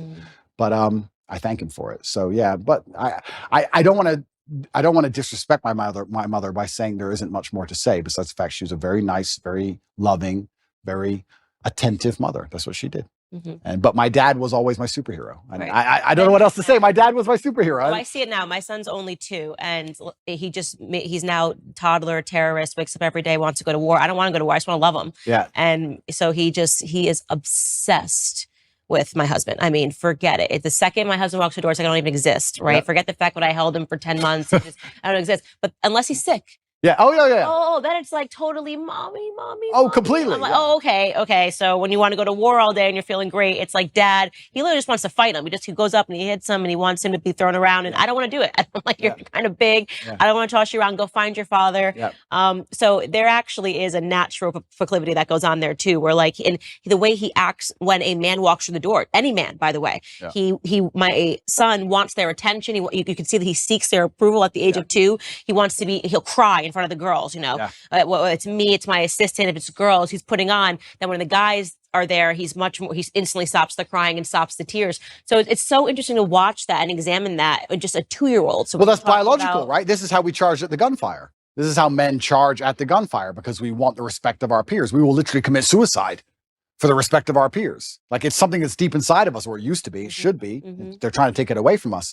But how do you get men to go over the trench, over the line and charge at machine guns? Well, you do it because everyone else is doing it. And you don't want to be the only so you have to do it. And you have to die. Like that doesn't make sense. Think about it logically. It doesn't make any sense logically, but it's something biological inside of all of us, because we have this innate feeling of duty and honor, and that's where the courage comes from. And they're trying to destroy that along with everything else. But you're right. This is how men biologically are designed to be. And I was the same when I was young. I remember looking at my dad just going, "You're a superhero and I want to be a superhero." That's just how it was. So, but yeah, my mother's fantastic and I love her very much. And she's very proud of me and she's very proud of how we were raised. And she's so glad we were strong. Like even when we were in jail, she was very concerned, but she's like, "Look, I know that if anyone can do it, you can do it." And yeah, so. Do you want to be married? Good question. I heard that's the lover boy tactic. We'll talk about that in a little bit, but. Yeah. And that's an interesting question because younger me would say no, absolutely not. And the reason younger me would say no is because I'd come up with all the arguments that there's no legal advantage really, and the woman can wreck you and you can lose all of your things, etc. What's the point? I don't want the government involved in my life, all those kind of arguments.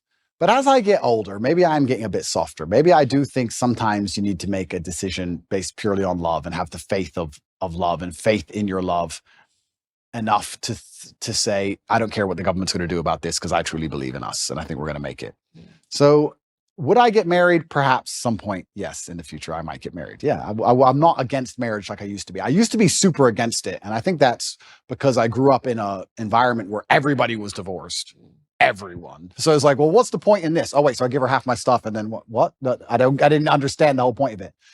But now I think if I met the right woman, perhaps, yes. Yeah, marriage is good. Yeah? If it's the convert me, Candace. Yeah, if it's the right person, if you marry the right person, and I'm saying this as someone who grew up with divorced parents, well, they got divorced after I was out of the house, but speaks to your earlier point about it either impacts you one way or the other. You either want marriage because your parents were divorced, you don't want marriage. I desperately wanted marriage, and I think the ways in which we both have grown, and the confidence that it gives you. I think there is something about people are, how do you do what you do every day? Because you cannot impact. My life is so stable. The nucleus of our household is so stable. And to be able to raise kids and have them see that example of the perfect yin and the yang, there's something divine about it. There's something spiritual about it. It's why I won't accept you. I think you are actually a libertarian right now, and I won't accept you as a libertarian. I think you will not be one. In a few years, if I had to make a prediction, I think you will lean towards conservatism, because even in just the crack of you talking about the attack on masculinity, because first you say, oh, well, if everyone wants to do what they want to do, if you guys all agree and you want to be homosexuals, fine.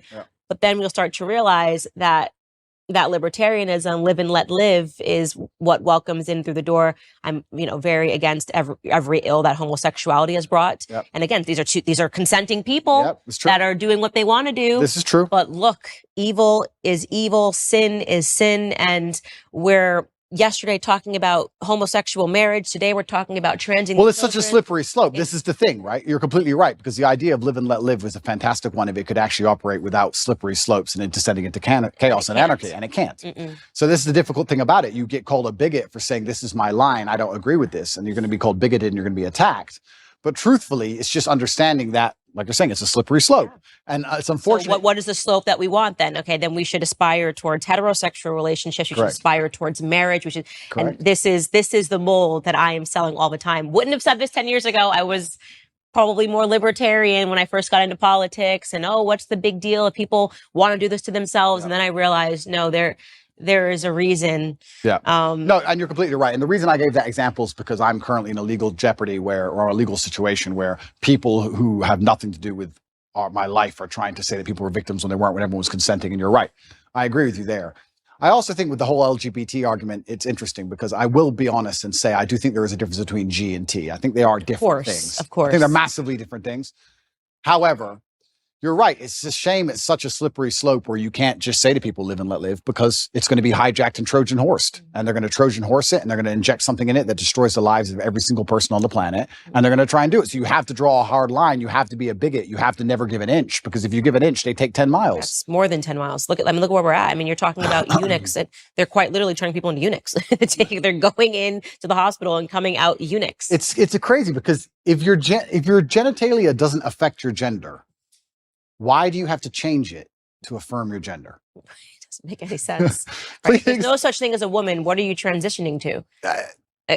None of it makes any sense. But these are real evils that we're fighting today. And I think it's because we haven't put those firm lines in the sand and said, no, actually, there is such a thing as right and wrong. Well, this is the thing I love about, and this is where religion comes in, right? Because I used to be an atheist. And then exactly what you just said about there's something divine about marriage, and exactly like you said, there's such a thing as sin. Everything you're talking about is religious. You're completely correct. You eventually, if you're going to wake up and be the kind of person who has hard parameters and said, this is right, this is wrong, it's very difficult to do that without then turning and understanding that has to come from God. Who else is going to decide what is right and what is wrong? And people say, oh, they're all man-made religions. Well, then why does it go against so many of the wills of man? Some of the sins that man want to go and do, the religions are against. If we made a religion wouldn't be against our own sins, would it? Right. So it's interesting that this is almost proof for God in so many ways, when you're going to wake up and realize that there is genuine evil in the world and there's genuine good in the world, and there are two sides and two camps. And I do believe that the good is on the side of truth, and I do believe that comes from God. And there's many different ways to God. I think there is one God, and there's different religions, and I don't want to argue the differences between the religions, because I think we have a lot more in common than we have, especially in the fight against evil, than we have as differences. But yeah, it's super interesting. And you're right. Firm lines are absolutely not really required. And if we don't have them, it's why society ends up in the position it's in, with so many subjective lines and your truth, my truth, the truth.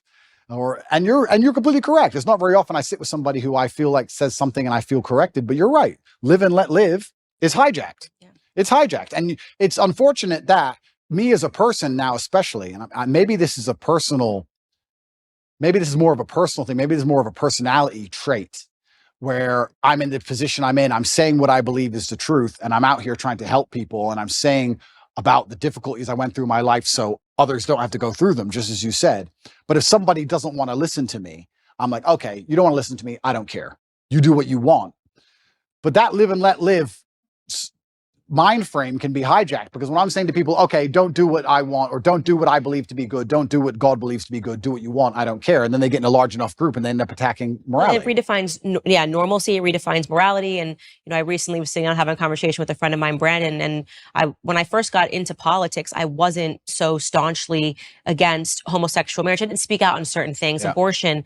And then I saw it firsthand. I just examined just the differences in my relationships with heterosexual couples and homosexual couples. And homosexual couples, I'm talking about two men. You don't realize that God designed a man to be with a woman because it prevents men from giving entirely into the worst components of who men are. Just having sex all the time. Yeah, right? You can't do that. If you're with a woman, okay, maybe it's menstruation, maybe it's pregnancy, maybe it's afterbirth, but there are these natural barriers that make it so that your relationship has to be about something else other than just sex. Yep. When I'm with my homosexual friends, they talk about sex. I don't think they realize that heterosexual couples don't just sit down for lunch and be like, we banged 20 times last night because we could. They think that that's normal. Sure. So then you talk about how that bleeds into pornography. That bleeds into wanting to talk about sexuality in the classroom, how that might bleed in to suddenly wanting to speak to children about sex and go, oh, this is all normal. It's actually not normal, but because it's normal in a homosexual relationship, you think that it's actually normal. Totally right. And so I have suddenly realized, and this is why I've become so staunchly conservative, how it all bleeds into everything. And there is such a thing as objective rightness, and there is such a thing as objective wrongness. Completely correct. And I agree with absolutely everything you just said. So my question would be then, what do we do? Do we force everybody to be Christians, or force everybody to be religious, or how do we do it? Well, I think the first thing is having the courage to talk about it. And nobody even talks about these topics anymore because they just go, oh, they've won, so we need to let this go. And more you're seeing culturally, people are afraid of being canceled. I mean, what I just said to you is grounds for a cancellation. How dare you question this? How dare you? I even believe now, after seeing the ways in which society has made children believe that they're all trans. I went to university. I went to high school. I didn't graduate with a single trans person. Now you want me to believe 1 in 4 children suffers from identity issues? Yeah. No, that's socialization. Completely. You place that on them. So is it such a far stretch to imagine that the same happened in the when homosexuality came to America, and then we popularized it and we put Ellen on TV and we gave Melissa Etheridge a platform, and suddenly pride parades were happening everywhere. Whereas you don't see this here. You don't see this here in Romania, where we're seeing, because we haven't. This is the power of culture. This is the power of pop culture. When you make something, you have to go the other way. Completely. You need to normalize it. You need to say, actually, this is abnormal. Absolutely. And this is what normal is. And it's not both. So yeah, I've become very conservative in all of these perspectives. You're completely correct. You nailed it. When I said, do we force everyone to be Christian? You nailed it by changing to the exact thing I was going to say. It's about culture. It's a cultural issue. And it's completely and utterly correct. And I think that's actually one of the reasons why. I mean, I don't state this with arrogance. I don't want people to understand. I'm not trying to be arrogant. I'm trying to make people understand the situation I'm in. I was the most Googled man on the planet at one point. So I had a massive impact on the culture, and it was dragging in the complete opposite direction that the culture wants to move in. Mm-hmm. I'm dragging men in the complete opposite direction that the Satanists and the people who want to turn us all into slaves want us to go in. So I think that anybody who sits at home and realizes that my legal troubles appearing basically directly after that is a coincidence, then you're awfully naive. So it's unfortunate also that the way the world works, at a certain level of influence and power, the justice system almost breaks down. We see that even in America and most other countries, it all just becomes a big game and a big show, and it's about power plays and a whole bunch of conversations behind the scenes. It's not about justice anymore. So it's very concerning, because you are right. We are in a culture war. And it's culture which is absolutely not really defining the direction in which we move. And this is one of the reasons why I reverted to Islam, because I feel like the Islamic culture is the strongest. You feel the culture. I was You wondering, feel because it. you were Christian, and I definitely do not know enough about the Islamic faith to sit here and debate you on it. Yeah. I'm never a person that will debate somebody on something that I'm not an expertise on. Yeah. But I will say that I'm sad that you're not a Christian anymore, because I can sense, perhaps it's because you felt that Christians weren't doing a good job defending their beliefs. Yeah, I think that God should be feared. I believe that God should be feared. I fear God. Mm-hmm. It's one of the only things I fear. And I believe that also you see God to a degree, or you see religion, how you see yourself. And I see myself as a person of strong principles and strong morals. And I like to think of myself as the kind of person nobody really wants to cross, not because I'm a psycho, but because I'm a man of capability, and I'm smart and I'm strong, and nobody wants to make an enemy of me. So I feel like I find an affinity to a belief system which has very similar outlooks. And there's a whole bunch of other things I can say from the Quran and Islamic texts, etc. But to keep it very vague and very broad for people who are not Islamic, I felt God when I was in an Islamic country. If I went to an Islamic country, That's the problem. I The felt West- God. West is You don't Christian. feel any God. I think How is that's it a it. Christian country if Satanists are mocking Jesus on the streets? I understand what you're saying, and I was trying to gather in my head what pulled him away from Christianity, and I said it's probably the example. If you're thinking that America is a Christian country, and you're thinking that the United Kingdom is a Christian country, They're not. then you're going, Christianity is getting it wrong. Yeah. And the truth is that America is no longer a Christian country. We're being run by people that are satanic. Hollywood is satanic, and Right. Hollywood is running America. Correct. So you're not wrong. But I think that right now America is facing a spiritual battle. And for the first time in a very long time, Christians are starting to stand up and speak about our principles. I hope so. And we I could have used you as a I know. Christian. But I have seen in California, I've seen Christians and Muslims get side by side when they were complaining about the LGBT I did teachings see in that schools, which is recently. fantastic. And I know what you're saying, and that is true. But it's almost like when I go to an Islamic country, I feel God around. You see it. You see it in the way the people are dressed. You see it in the fact that everyone's in a family. You see it in the fact that there's a mosque on every corner. It's in the air. And it's almost like when I'm in Dubai and I'm talking to my friends, my Islamic friends, and I explain to them the things you have to protect your child from in an American school. They literally think I'm lying. They're like, no, surely. Like, it's What about mind-bending Africa? to them. What about African countries that are Christian? Okay, so yeah, this is interesting. So Yeah, they still are mind blown by the concept of what we're fighting in America. So America is unique. We shouldn't say that this is the You're right. blanket. you're right. They're right. There are Christian countries which still take Christianity. And they're like, very what do you seriously. mean men can be women? Like, they think you're crazy. And we're in Romania, and Romania is a country which is very Christian. conservative and very And Christian. very Christian. And they don't buy into any of this garbage No, either. none of it. So this is absolutely not really true. It's unfair to say all Christian countries are like that. America is an exception, and not in a good way. Yeah, I think feel like the whole West is, unfortunately. The I feel West, the West is. I've said on my show the entire time. The West is falling. The fact that we're even having these debates is not good. yeah, the West has fallen, and unfortunately, Russia, Yeah. Christian country. Yeah, absolutely, a very Christian country. So yeah, you are right, but I felt an affinity to Islam. I felt God in the air, and it's difficult for me to explain any other way. Okay, that's fair enough. I won't push you any further on that. All right, let's get to your case that's happening today. So, and why conservatives are screaming about it in America, and why they feel that Tucker didn't push you enough on this case. Push me. Okay, so first and foremost, one thing I want to clarify for people that are watching this is that there seems to be this understanding that you are being prosecuted, or you're being indicted rather, for human sex trafficking charges. I've read the indictment, and I do want to make it clear the words human sex trafficking occur on the indictment, but then it makes it very clear that what they're referring to is they've kind of extended the term. It's not what we think about in America when you think of a bunch of children being put into a truck and taken over the border against their will. They're basically saying that if you trick a woman into coming into a country by using the lover boy method, then they consider that to be human sex trafficking. So the definition has definitely expanded over time. Well, it's also ridiculously misogynistic to believe that women can't make their own decisions on anything. So the whole thing about it is misogynistic. But yeah, you're correct. That's a very important distinction. Essentially what they're saying is we have a show in America called 90 Day Fiancé. That is the lover boy method, is women that go over to the U.S. They're clearly coming for citizenship, but these women kind of get duped and they sponsor these people.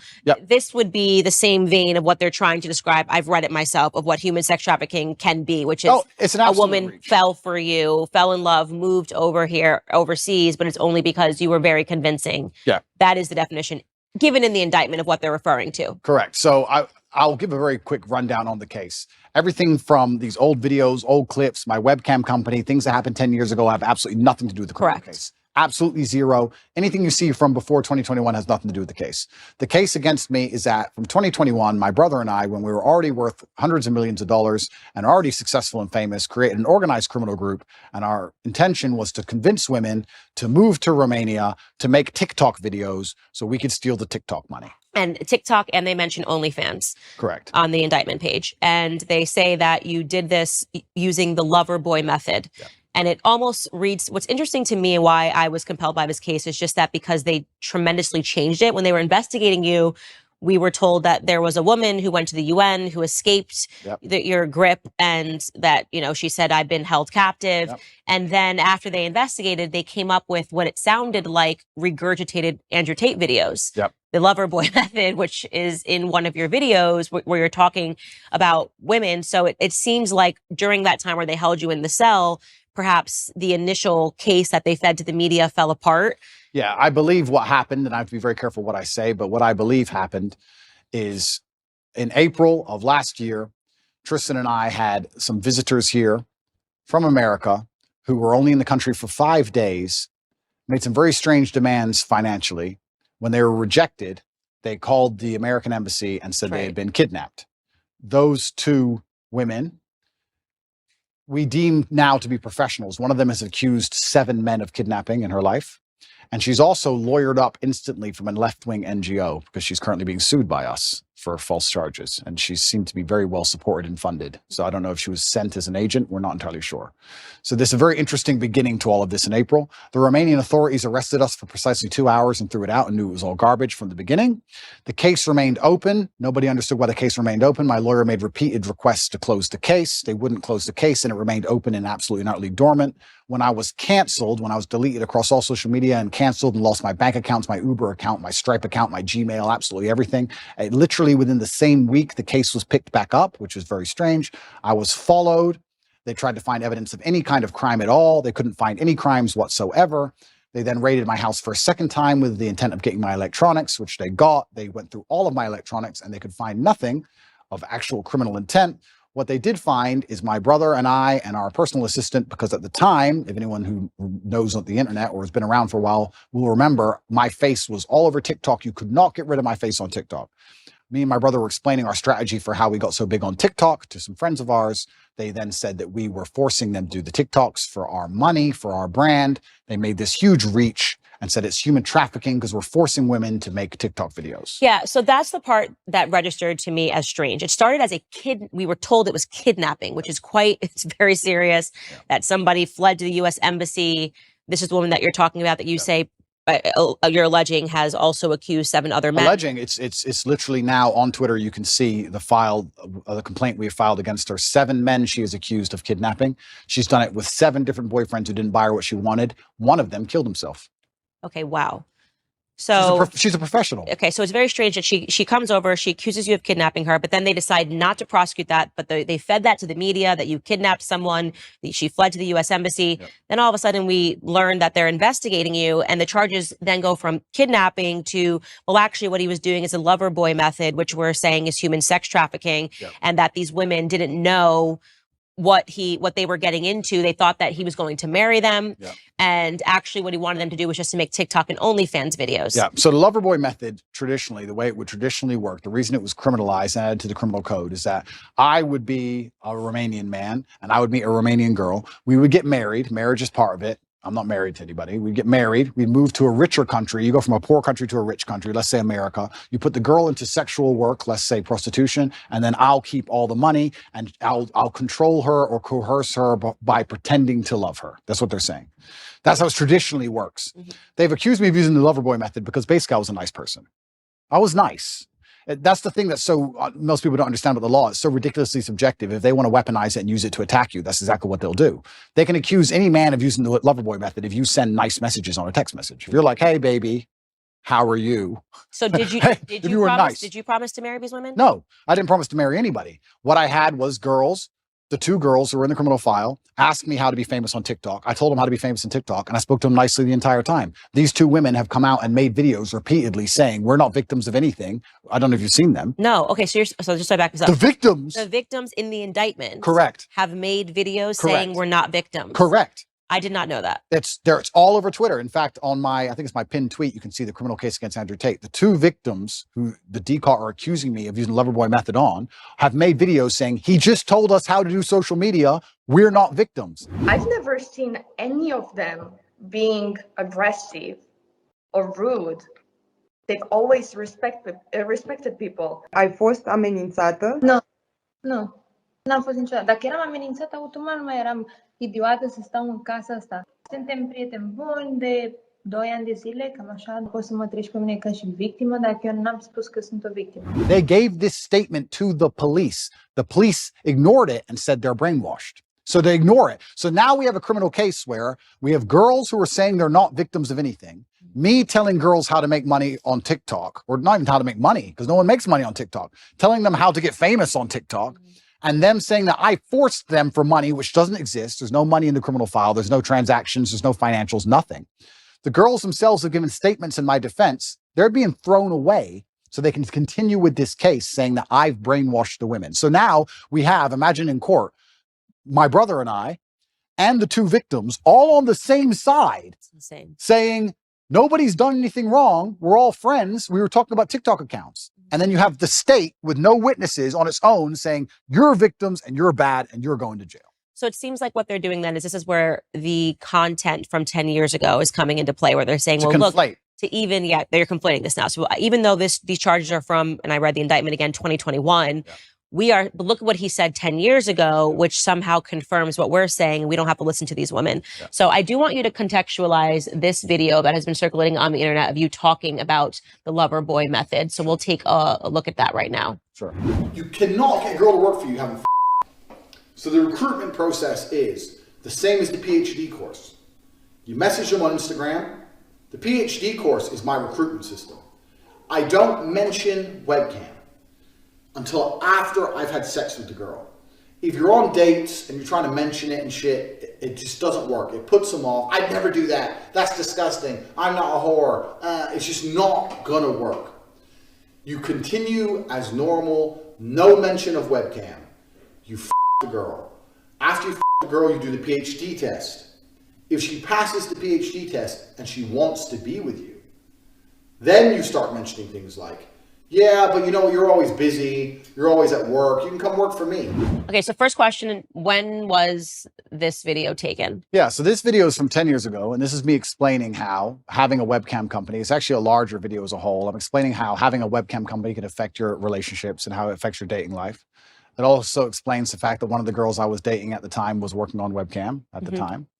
And it's explaining my general, overall, explains my life and how things are affected owning a pornography company, because obviously a lot of women will be put off by that. It doesn't explain, it doesn't say, I'd be very careful how I answer this question because I'm currently under an investigation, right? So I'd be very careful how I answer it. People are trying to chop it up and say that it says I am using the Loverboy method to somehow convince women to do things they didn't want to do. This is obviously not the case, and none of this is in the case file for a reason because it doesn't exist and none of these women are upset.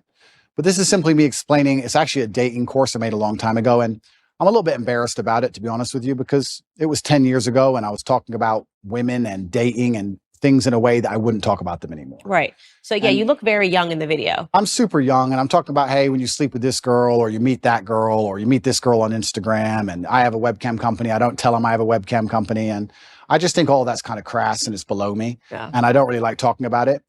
And it's amazing how things change as you mature and you get older.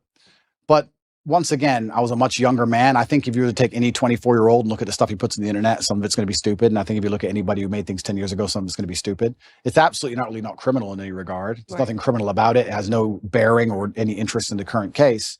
But yeah, I was talking about how I don't mention I have a webcam business. The basic premise of the video was me explaining that I don't mention I have a webcam business ever, and that I'm Mr. Rich and I have this nice car and I go on dates with girls. And sometimes when I say I have a webcam business, some of them want money and they want to work for me. That's the basic premise of it. Right. I'm glad to hear that you're not proud of the video. And I think that that's one of those things where I say that people don't allow you to grow up from things that you've done or said in the past. And this is obviously when you were operating a webcam business, you're talking about. And that's the whole thing about the human experience. We're supposed to grow, right? And we're supposed to make mistakes and we're supposed to learn from them and we're supposed to evolve as people. And I'm certainly not proud of the video. When I say I'm not sorry for what I've done, I don't mean it in I would do the same things again. I don't mean it that way. I mean that at the time I was a lot less knowledgeable and I was younger and I made some mistakes. And just like I'm sure Jay-Z would never sell crack again. Right. Exactly the same reason I would never make a stupid video saying something so stupid again. I also could have never predicted the fact that I was going to become one of the most famous people on the planet. Right. I didn't see that coming. And if I did, I would have been a lot more careful with what I said and how I said it.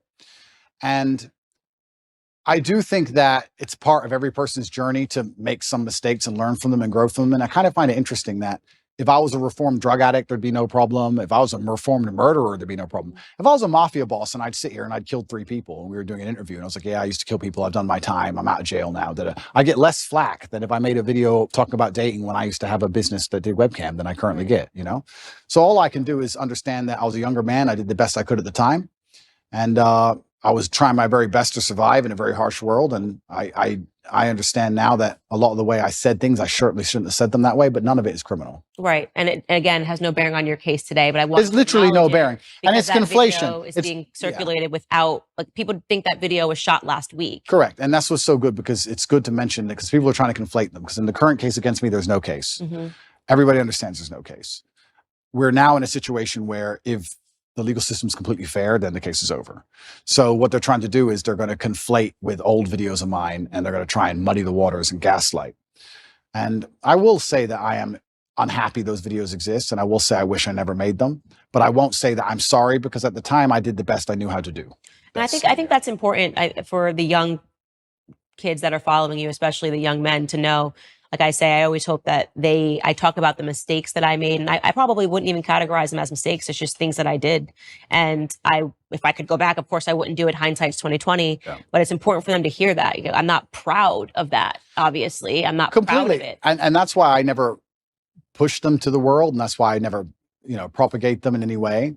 Unfortunately, there's a weaponized attack against me where they still exist. And that's why I do so good to talk against them. I think that if you want to tell kids not to do drugs, you usually have a reformed drug addict to stand up and say, don't do drugs. I was a drug addict. It was a mistake. And I think that gives you a degree of credibility. So for me to sit here and say, be a lot more careful, one, with the way you say things on the internet, especially. 2, be a lot more careful with your interactions with women as a whole, especially in light of the Me Too movement and all these other things. Be very respectful.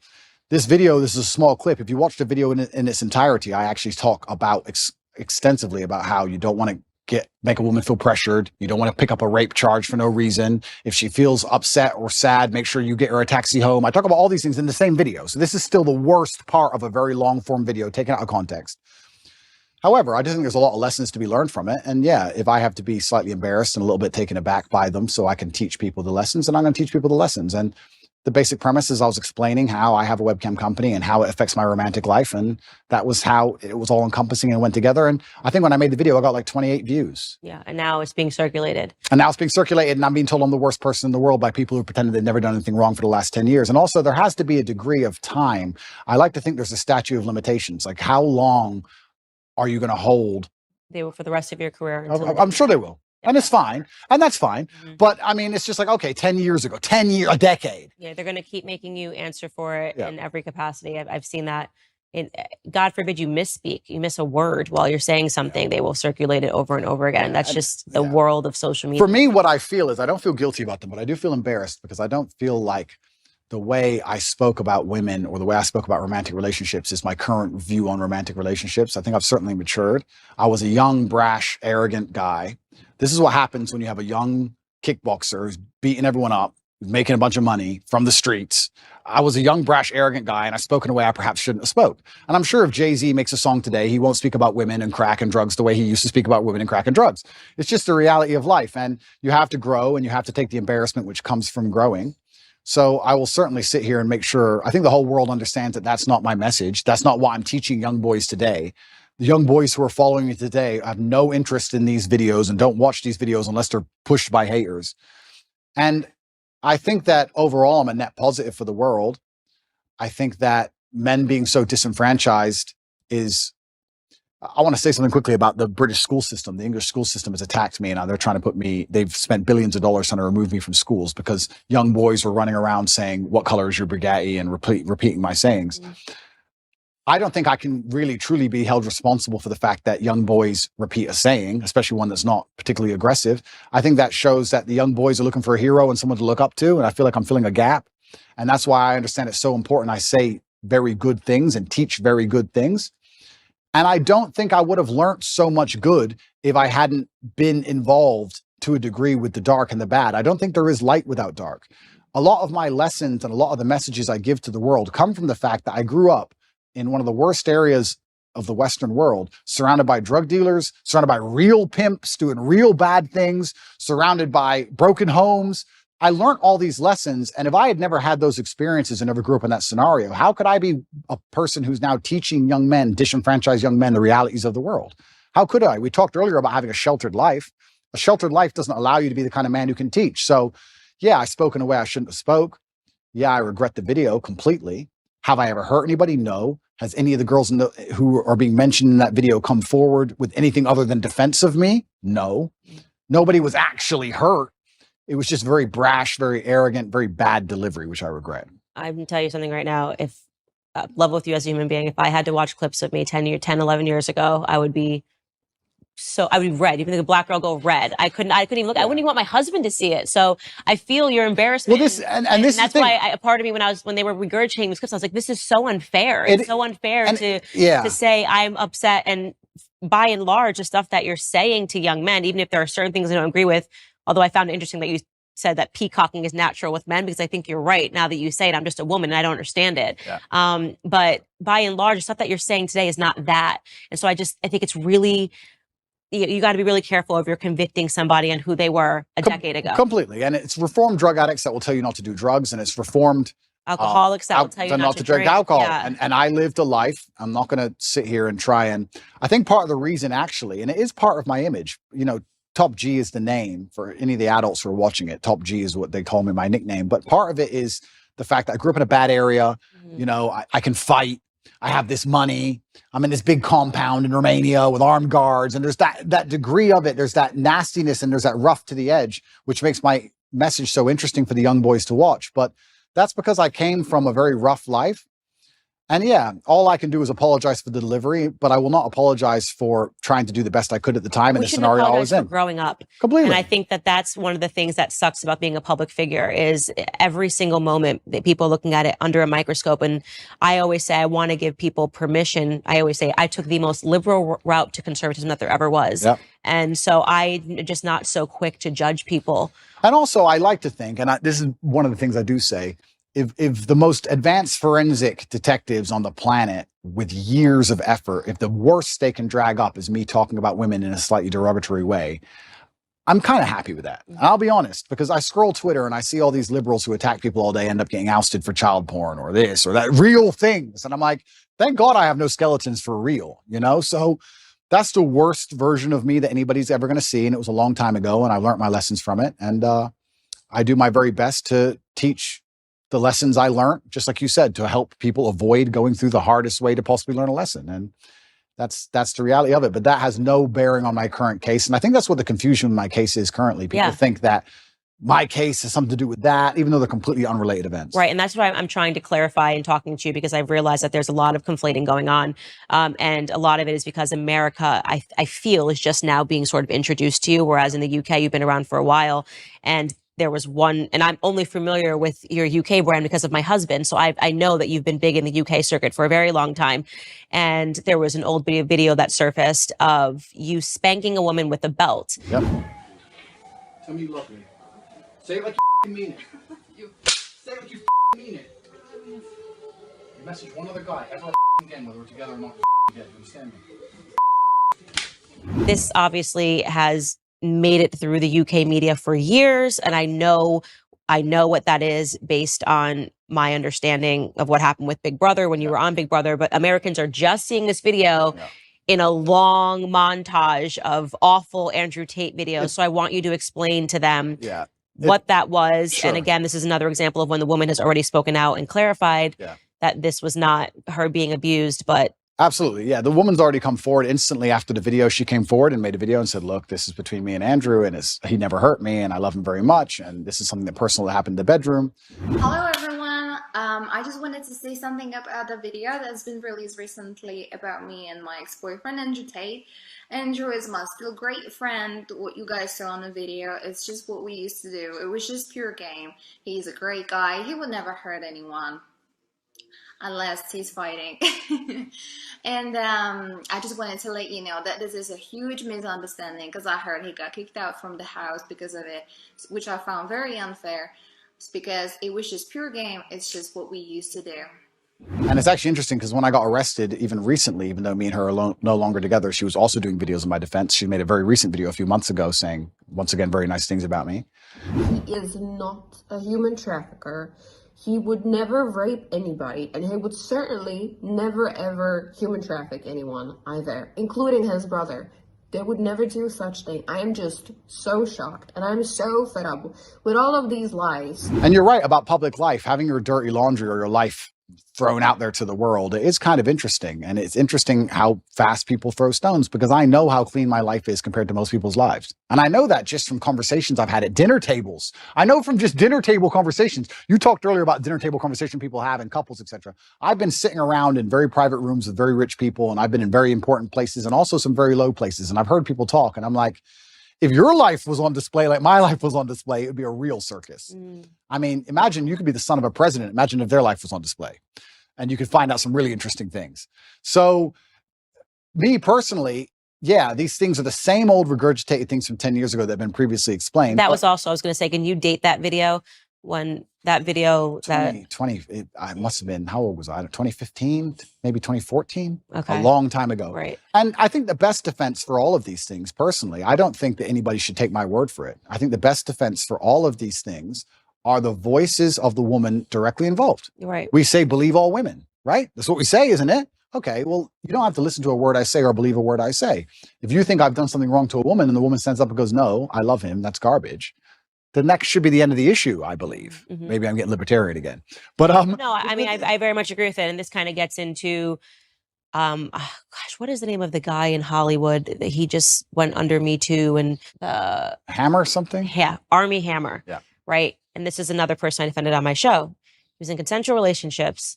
BDSM was his thing. He was very clear that it was his thing. The girls were okay with it. Maybe because he was a Hollywood star, but he never lied. He never coerced. He never confused. And then suddenly one of these women decides to speak out against him. Now they've just cleared him of all charges. And I sort of have the perspective that if they were doing this in a consensual relationship, irrespective of how I might examine it and say, I would never do this in a consensual relationship, you can't then turn him into a rapist. Well, this is the thing. I don't think many people understand, especially the men who are vilifying me and attacking me and anyone who's upset by me, understand that first they come for me and then they're going to come for you. They come for any man that they don't like. And the way they do it is, this is the weapon. They sit and go, okay, let's take some kind of sexual crime because it's heinous and it damages their name. And then because it's subjective, right? You say rape, you're right. Rape traditionally was grab a woman off the street and hurt her. Well, he didn't do that, but he did have a consensual relationship for years. And then now his girlfriend can be convinced to turn on him for a paycheck because the media will hype her up, make her famous, and pay her a wage. Now he's a rapist. Or even by more crazy extension, let's look at the Loverboy method. We have a man here who has spoken to a woman in a very nice, polite, kind way, has never even had a BDSM relationship with her, hasn't hurt her, hasn't hit her, only spoke to her nicely. She is saying he is nice. She is saying he did nothing.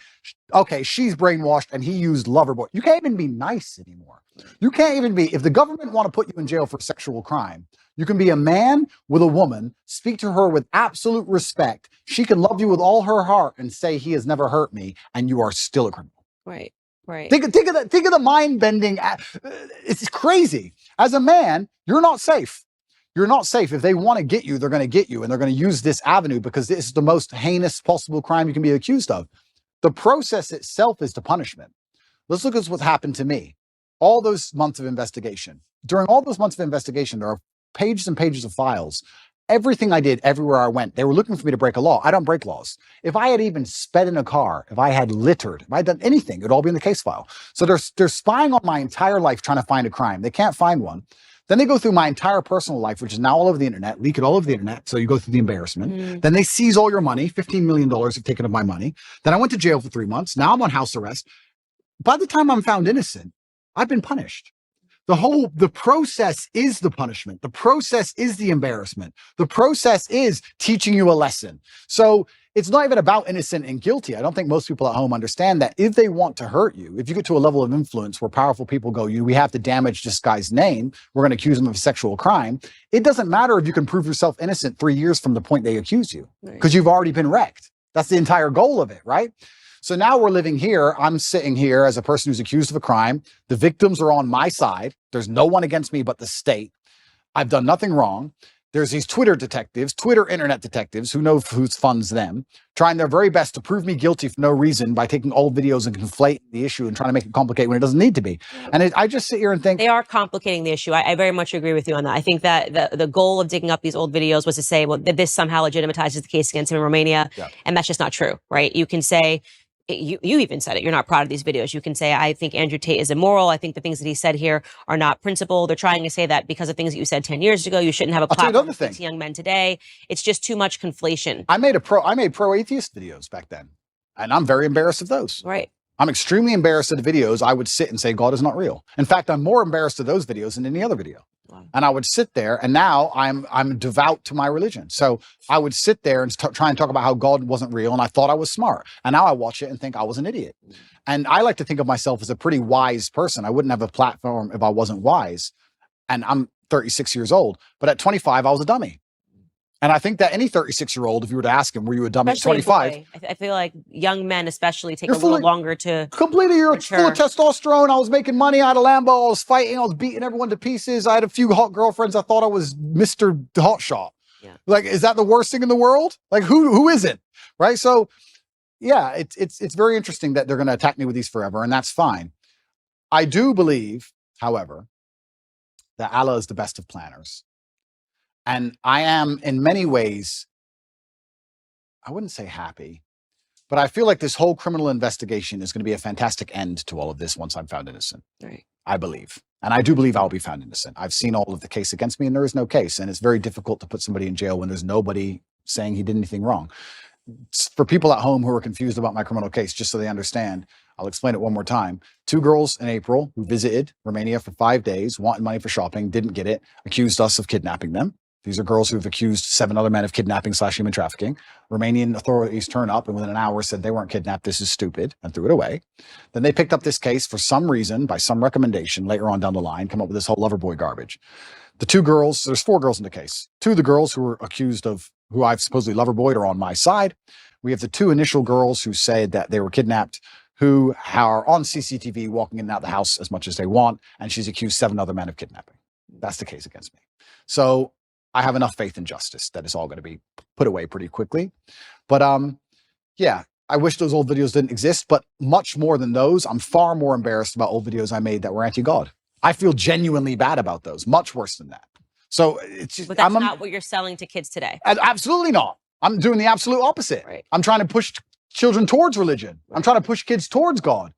And it's amazing that it's amazing that I'm being attacked with these videos and I'm embarrassed by them. That's fine. But I'm glad my atheistic videos didn't appear. I'd be far more embarrassed. I'd feel genuinely shameful to watch those. But, you know, we're human and we make mistakes, and all we can do is grow, like you said. Yeah. Trust me, I went through the conservative ringer too.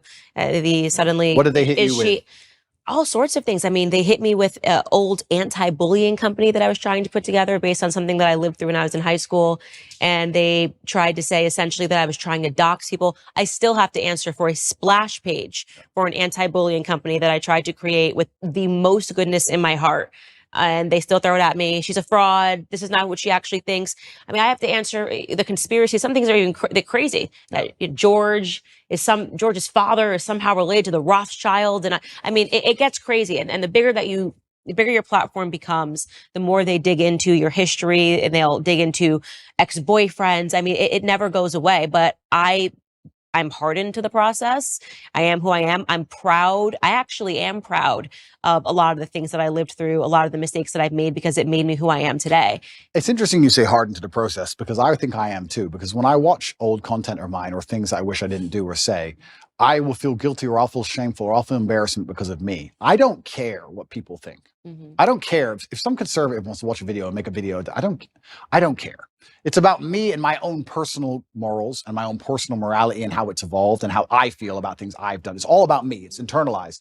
I don't care what these people say externally, because I know that nobody is perfect. And I also stick by this, and I've said it many times, but I know it absolutely not to be true. Anybody who is attacking me, if they've been under the level of forensic assault I've been under, would have far worse things out there in the public. Right. I'm sure. Right. And I know that one of the charges against you is that you're materialistic. You're describing that as peacocking. And it's funny, when I see you with Lamborghinis or whatever, I don't know anything about cars, whatever the cars are, I always think of, I'm friends with a lot of UFC fighters. Yep. And one of the ones that I have great respect for is Colby Covington. Yeah. And it's so funny because when I have my podcast, he's sort of this quiet guy, super respectful, just not at all what you're getting in the ring. Yep. And when we talked about that, he said, no one paid attention to my fights. And then suddenly I'm in Brazil. I think I'm about to get dropped. Then I start talking a bunch of trash. And suddenly he's got a huge audience behind him. And this is part of the men like the bragging, the men like the peacocking. Completely. And so I love it. And that's why I say, when I see some of these videos and I see conservatives assigning like real meaning to you saying stuff that is just so obviously content for young boys. It's the only way I can describe it. I mean, this is just like a bunch of guys just being guys, and the girls just be like, this is so stupid. That's my reaction to it. It's so stupid, but why are we trying to assign real meaning to this? This is like guys, this is how guys have fun, the same way that girls sit around and talk about Real Housewives. Yeah, absolutely. It's bravado. It's girls are into, my husband cannot do like 5 seconds of hearing me and my girlfriends talk about things. He's like, I'm out. And this is what, when him and his guys are together and he's like, they're fishing and the first catch, you got to bite the head off. I'm like, that is so stupid. So ridiculous. Why are you biting a head off of a fish? But it's just boys being boys and girls being girls. Completely. And so I think that people should not assign, like, I mean, I've seen really stupid videos of you and they're trying to really assess these videos as if this is like, I'm like, this is just what I call posting. Well, yeah, they're taking it. Now you see Kobe, he's got these hot girls in bikinis. He's behind cars on his thing. And I think it's hilarious. And I think it's funny because I get it. It's not for me. And that's not for me. And that's the thing, actually, which a lot of conservatives in the conservative movement don't understand, is that by attacking somebody for having a little bit of fun, or for being bravado, for having some bravado, or saying something audacious, or having a nice car, whatever. Bugatti, whatever. Yeah, if you're going to attack people for that, you're just going to drive young boys away from your message. And you need the youth of a message for the message to exist and survive. If you're going to just be Mr. Boring and be upset by everything, then nobody's going to want to have any affiliation with it. I really do believe the reason liberals owned the culture for so long is because liberalism overall, it's not, because when you become spiritual, you understand that it destroys your soul, but it looks fun. It does look fun. It looks fun because there's no rules. And you can do a bunch of dumb stuff. You can take drugs, you can run around, go to orgies and watch porn and sleep with all these degenerate women, and they're all promiscuous and it's a big party. It looks fun. And we talk about culture and how important it is to win the culture. Okay, well, then I come along and I'm largely conservative minded and I have this massive fan base. And then you're going to attack me and say, Andrew has a car and that's bad. Well, they're like, is that the fight you want? Is that how you're going to win this culture war? I very much separate myself from the conservatives that do that. I'm like, on my show, I'll show a clip and I'm like, I can't believe this is even being passed around as something that should be taken seriously. It's so stupid. It's so ridiculous. It's so obviously content for guys. This is what I imagine if my husband left to his own devices and he's around all of his lads in the UK. I mean, the stuff they talk about is just so stupid. But then he thinks the same thing about me when I'm with all of my girls. It's so stupid. Completely. And we do need to stop being so severe. Like, it's materialism. Okay, I get what you're trying to say, but also this is just fun content for guys. But then let's also talk about the materialism thing, right? Because it's interesting to me that conservatives will sit and say, oh, materialism is bad or it's anti-Christian, etc. And I understand where there might be a point to argue there. But I tell you something, if you're completely and utterly broke, then you need the government to eat, then you're in a lot of trouble. We talk about the matrix and resisting the matrix. One of the tools to doing that is financial freedom. And this is one of the baseline realities of it. I'm not saying you should sell your soul for money. Absolutely not, not. But if you want to truly resist the matrix as a whole, you need to have money to do it. It's pretty hard to do when you're broke. Even me as a person, if I had no money, the current situation I'm in would absolutely and utterly destroy me. I would be completely and utterly wrecked. Like, how could I pay my bills? They've taken $15 million of my money. I'm locked in my house. So you need to have a degree of financial freedom. Otherwise, you're going to end up just doing what you have to do to eat. You look at these people in England. There was a video that recently was on Twitter. I felt really sad when I saw it. It was a workman taking down the British flag and putting up the pride flag. And someone shouted at him, hey, bro, you're removing the wrong flag. And he goes, I know, mate. I know. You're taking the wrong flag down, mate. At least you know that. But he had to pay the bills. He has to feed his family. What can he do? He's a flag hanger. All he can do is hang the flags. If he doesn't do it, someone else will do it. He loses his job. So if you're completely and utterly reliant on a wage or you have no money, well, now you have a new tool of enslavement. COVID was all based around that.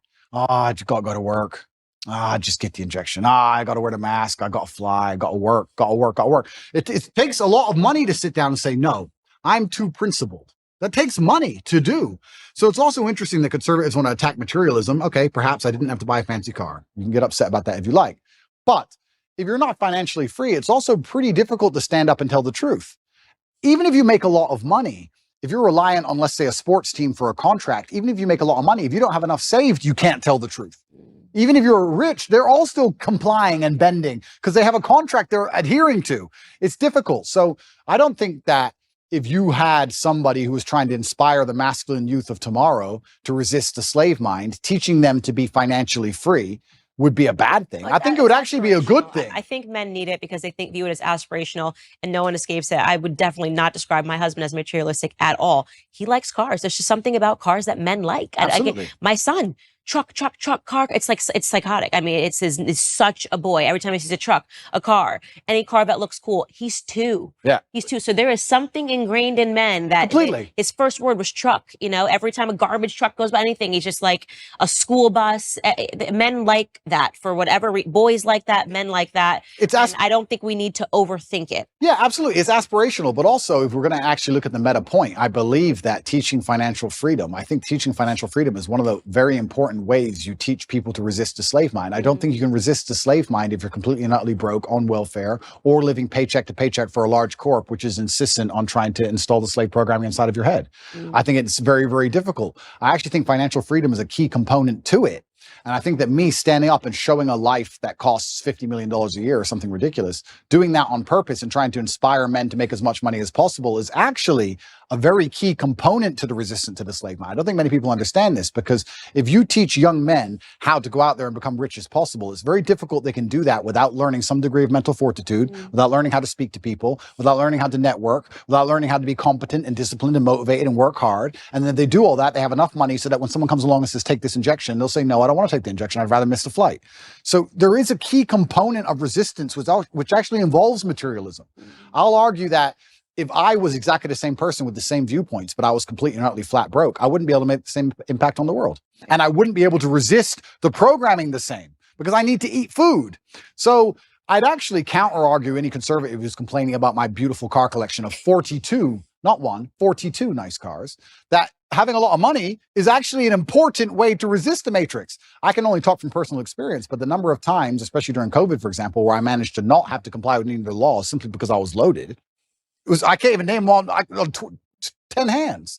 So materialism is important. I think we should be teaching, especially the young boys, especially people who understand, who want to live in a very rational world, who want to live in a world which is based on common sense and dignity and honor and respect and all the things we're trying to teach through conservatism, is that if they don't have a degree of financial stability or financial independence, they're going to end up getting wrecked anyway. They're going to work for woke corp.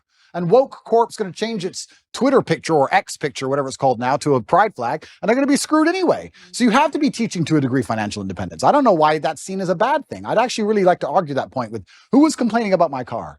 I think Who was complaining about one of my 42 cars? I think it was a packaged, this video and kind of showing that you're not actually good for young men. And they wonder why they lose the culture war. Imagine sitting there telling young men, don't have a nice car like him, don't be fun like him, don't do that. Like, what planet are you people on? No wonder. Just have a sense of humor. Like, I think Colby Covington's Instagram is hilarious. Completely. I know this is not how he lives. Like, first off, to be an MMA fighter, his whole life is diet, extra. I mean, he's beating his body every day. He doesn't really have time to be going to the strip club. And, but I get the brand. I think it's hysterical. He's actually a really wonderful human being. And I'm happy that I'm not so serious that I don't see the humor in this. And boys love it. They do. They do love it. And I wonder if these people really don't see the humor, or if they're just so desperate to find an attack vector that they're just going to get upset by jokes. I think that's a good question. But I want to get to what your belief is in terms of when you start talking about the Matrix, because I will say, some of the people that have been going after you, Liz Wheeler obviously has been one of them. Liz Wheeler has been one of them. I think you blocked her. Ali Stuckey has talked a lot about it. I know these young women, they're not a part of the Matrix, okay? I have a lot of disagreements with them. Stylistically, we have disagreements. Ali means what she says. Even if I disagree with her point, I know she means what she said. It's not an act for her. She's not trying to do anything. She says it because she believes it. I've known her for years. She's actually been very good to me when people were the guard of conservatism. Ali had me on her show. She had a platform for me. Liz genuinely believes everything that she's saying. I don't think she's a part of the Matrix, even if I think that there are some pieces of it, of your life and why people gravitate towards you, that she doesn't fully understand. And maybe she never will understand it. But they, to me, are not a part of the Matrix. Okay, so let's talk about what the Matrix is and what the Matrix isn't. Sure, let's talk about the Matrix. Before we do that, let's talk about this recent conservative attack. I want to make it clear that I don't watch basically any of the attack videos made on me. I'm busy and I'm very happy with my life, and I don't allow attacks on my psyche. If somebody makes a video that attacks me, I don't watch it. I don't watch it because I don't want to watch it because I don't care. I don't watch them either. I don't care. Yeah. And I don't say this to insult Liz or anyone else. I don't know them enough or respect them enough to give a shit what they made or what they say. I don't care. So I can't talk about the specifics of what she said because I don't know what she said because I didn't watch it. However, I don't believe it was well-intentioned. I think that there is certainly a degree of jealousy that came with my massive influence in the number of views I got on the Tucker Carlson show. I think that the fact that 10-year-old videos, which have been debunked 30 times, are now coming up again is not well-intentioned at all. But I can't be entirely sure of that. So I can't comment specifically on their attacks because I haven't watched their attacks. I think they're seeing those videos for the first time. That's why I said I'm trying to bridge the gap between I only knew about those videos for a long time because I've been paying attention to your UK career. Yeah. I don't believe these people have been. I think the first time they were introduced to you was on Tucker Carlson's interview. Yeah. If I'm guessing, I have not spoken to them, but so they're just seeing this. Then somebody starts circulating old clips and they are like, oh my God, this person, this must be true. Again, guessing, have not spoken to them about you at all. Got it. Well, it's up to them to come to their own conclusions about me. I'll live my life and I'll continue to live my fantastic life and I'll be the best person I can be, and they can come to their own conclusions. They can make videos in support of me or attacking me for the rest of human time. I'm not going to watch any of it. I'm not interested. Right. So that's those two.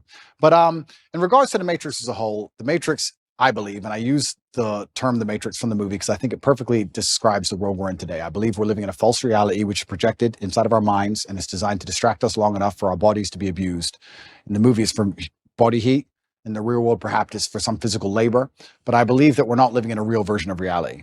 I believe there are gatekeepers on the truth, the agents, who try their very best to keep us asleep. And I think the end goal is to keep us distracted long enough for our body to be utilized and then for us to die.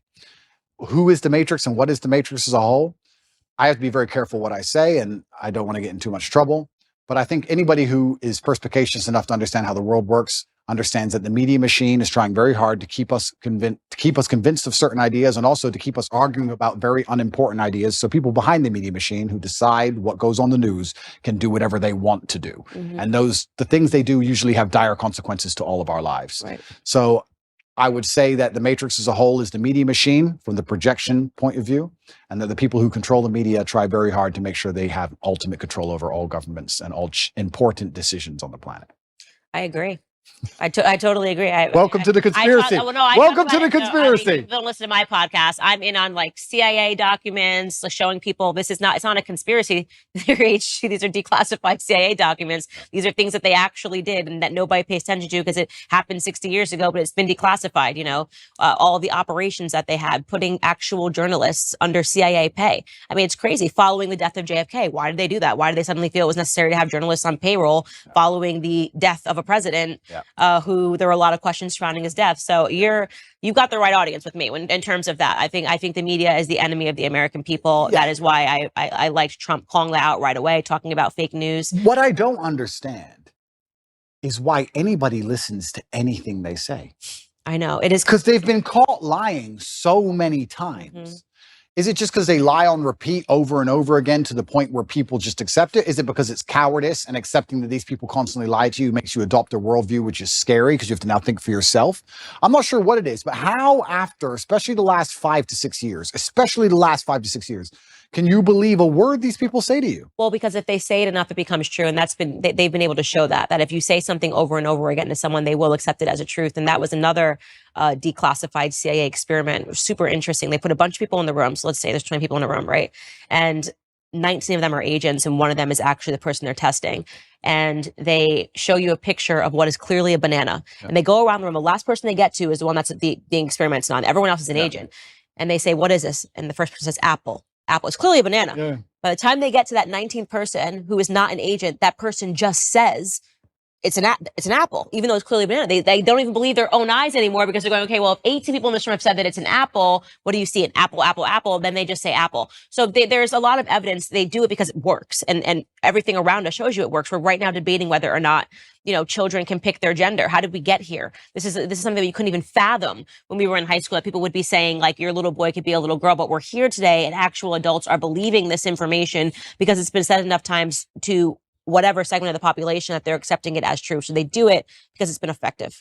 And that's why God is so important, because God is a hard line that you cannot be crossed, right? That's why you will not be libertarian. That's why I'll not be libertarian. You will not be libertarian. That's right. No, but if you yeah, it's true. Because if you have faith, then there's rights and wrongs. Like you said earlier, there's sin and there's good, and there's a line that can't be crossed. And the psyop is very difficult to penetrate. And that's why in the Islamic world, for example, we have very little of these problems because it's haram. Problem solved. Haram. Next. But yeah, it's certainly scary, and I don't think people understand how evil absolute power will make a person. I don't think people understand how petty and how vindictive and how degenerate absolute power will make people. I think there's a degree of naivety in the population when you talk about the Matrix and the people who are behind the media, and they believe these people might be powerful people or rich people, but not necessarily bad people. But unfortunately, I don't think they really truly understand the reality. I had a theory that I was arguing with somebody with, and I keep using COVID because it's a perfect example of the psyop. Everybody who once believed in COVID now no longer believes, mostly all of them, which I find actually remarkable. Because when I talk about COVID now, in front of 20 people, everyone's like, yeah, man, that was garbage. But during COVID, I couldn't find a single person who wouldn't wear the mask. I was like, oh, I'm by myself. I got arrested in Germany. Me and Tristan got arrested, surrounded by mask wearers in handcuffs. I'm like, what the? And I guarantee if I was standing in front of those people now, they'd all be like, yeah, COVID was stupid. It's amazing how people want to flip and forget reality. So I use COVID because people were fully psyoped, and now they're not psyoped. And I'm trying to wake you people up to understand something about how garbage it all is. I'm trying my very best to make people understand that the people who make the news have no interest in you being informed. Why would they make the news and broadcast it to you everywhere for you, little Mr. Nobody, to understand how the world works? Why would they care about you knowing anything that's important ever? You're not a slave if you're knowledgeable. And that's why I always say, go back to when we had physical slavery in America. A requirement to maintain that was ensuring that slaves didn't learn how to read. That was part of the slave code. They weren't allowed to learn how to read. And if you were caught teaching a slave how to read, you too, as a master, would fall victim, right? And that it was so important for them because they know that an educated mind can't be enslaved. Absolutely. So the goal of the mainstream media is to keep people stupid. And it is why I think that despite the fact that you admittedly say that you are not a conservative, and despite the fact that I don't think you're overtly political, none of that really matters. I think what matters now is what you will do with the platform that you have, Completely. what impact you will have. Completely. And inspiring people to free think and to not believe all the slave programming which is told to them, and to not just follow lockstep with the lies that are given to them, I think in and of itself makes you a conservative, and to a degree makes you political. Unfortunately, now that's how the divide exists. If you're teaching people to think for themselves and be strong people of agency and self-respect, then you're going to be on one side of the political spectrum. And if you're teaching people to be the absolute opposite, you're going to be on the other side. And by extension, I guess I am political and I am conservative, just because I'm telling men to stand up and to be strong and to think for themselves. And that makes you resist the slave programming. And I like to believe that the conservatives themselves have resisted slave programming the most. But yeah, it's a scary world we're now living in, where things that I'm saying, which were basically completely accepted by the entire population 15 years ago, are enough to make me the most hated man in the world. Isn't that crazy? I think the things I'm saying are things that were widely accepted for a very long period of human time. I think they're the things that are still widely accepted in most of the world today. I think it's the decadence of the West that allow us to pretend these ideas and these realities don't exist. And I don't know how long we're going to last under this false reality. I don't know how long society can possibly function with the insanity that they're trying to purport on the population of the West. The fact that so many calories in the Western world, genuine calories from food and human time, is wasted discussing pronouns and trying to get somebody's pronouns correct in a sentence that they've made up, which change at random. Think of the absolute insanity of that. And how long can a society actually function with that degree of decadence and absolute asinine behavior? I don't know how long it can even function anymore. I think the West is in a lot of trouble. And it's almost like, especially certain talking points, and I find myself guilty of it as well. We talk about certain talking points which are pushed to the front. And I kind of feel like they are a mass distraction. They have to be, because they're so ridiculous. But the problem is, there's a certain percentage of the population that genuinely believe them. I would love to live in a world where they try and push the idea that a man is a woman, or that a man can change to a woman and then compete in women's sports without an advantage. I would love for them to try and push that idea, and for everybody to go, this is stupid. Next. No.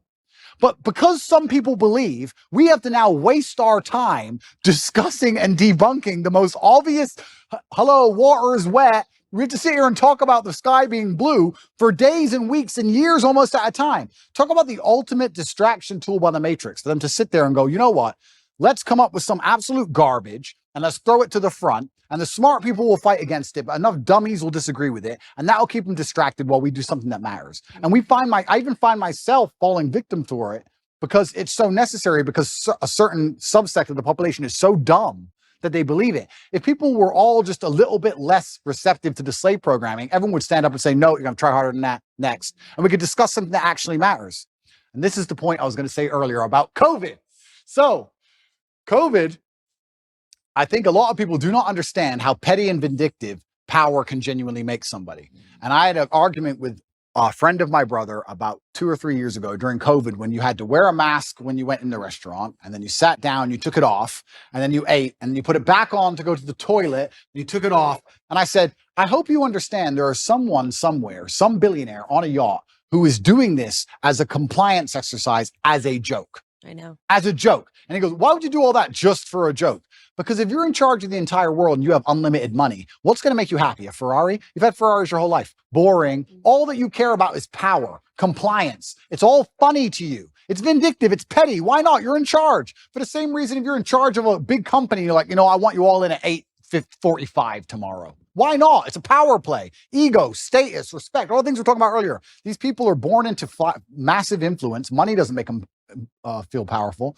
They've never worked for anything in their lives. Now they have a little bit of control over you. They're going to make you do some dumb so they can laugh at you. I'm telling you, it was a joke. I say the same thing. I'm like, there's no way they're not just playing like Simon Says to see if they can actually make people abide by these things, and people keep actually abiding by them. There's no way that they're not sitting back laughing. It's a joke. They must be laughing, because it's so preposterous. And people don't understand that there are people in the world who have power, who are literally vindictive enough to just mess with the entire populace for a joke. And I don't think people understand, when you look at the Matrix as a whole, and yeah, You talk about the media machine and how it's trying to push these ideas on you, and the people behind it. The people behind it do not have any kind of genuine intention. Their intentions are absolutely and utterly selfish. They want to feel good and feel powerful no matter what it takes. Or they might have some sexual perversion. They want more transsexuals in the world, and then they decide to just create them. Who knows? They just want less men. Or less The men. only thing that can stand up to evil is strong men. So Absolutely. So however they have to do it, whether they have to push homosexuality, whether they have to push people literally making themselves eunuchs by going into the doctor and saying, chop off my penis, I don't want it anymore.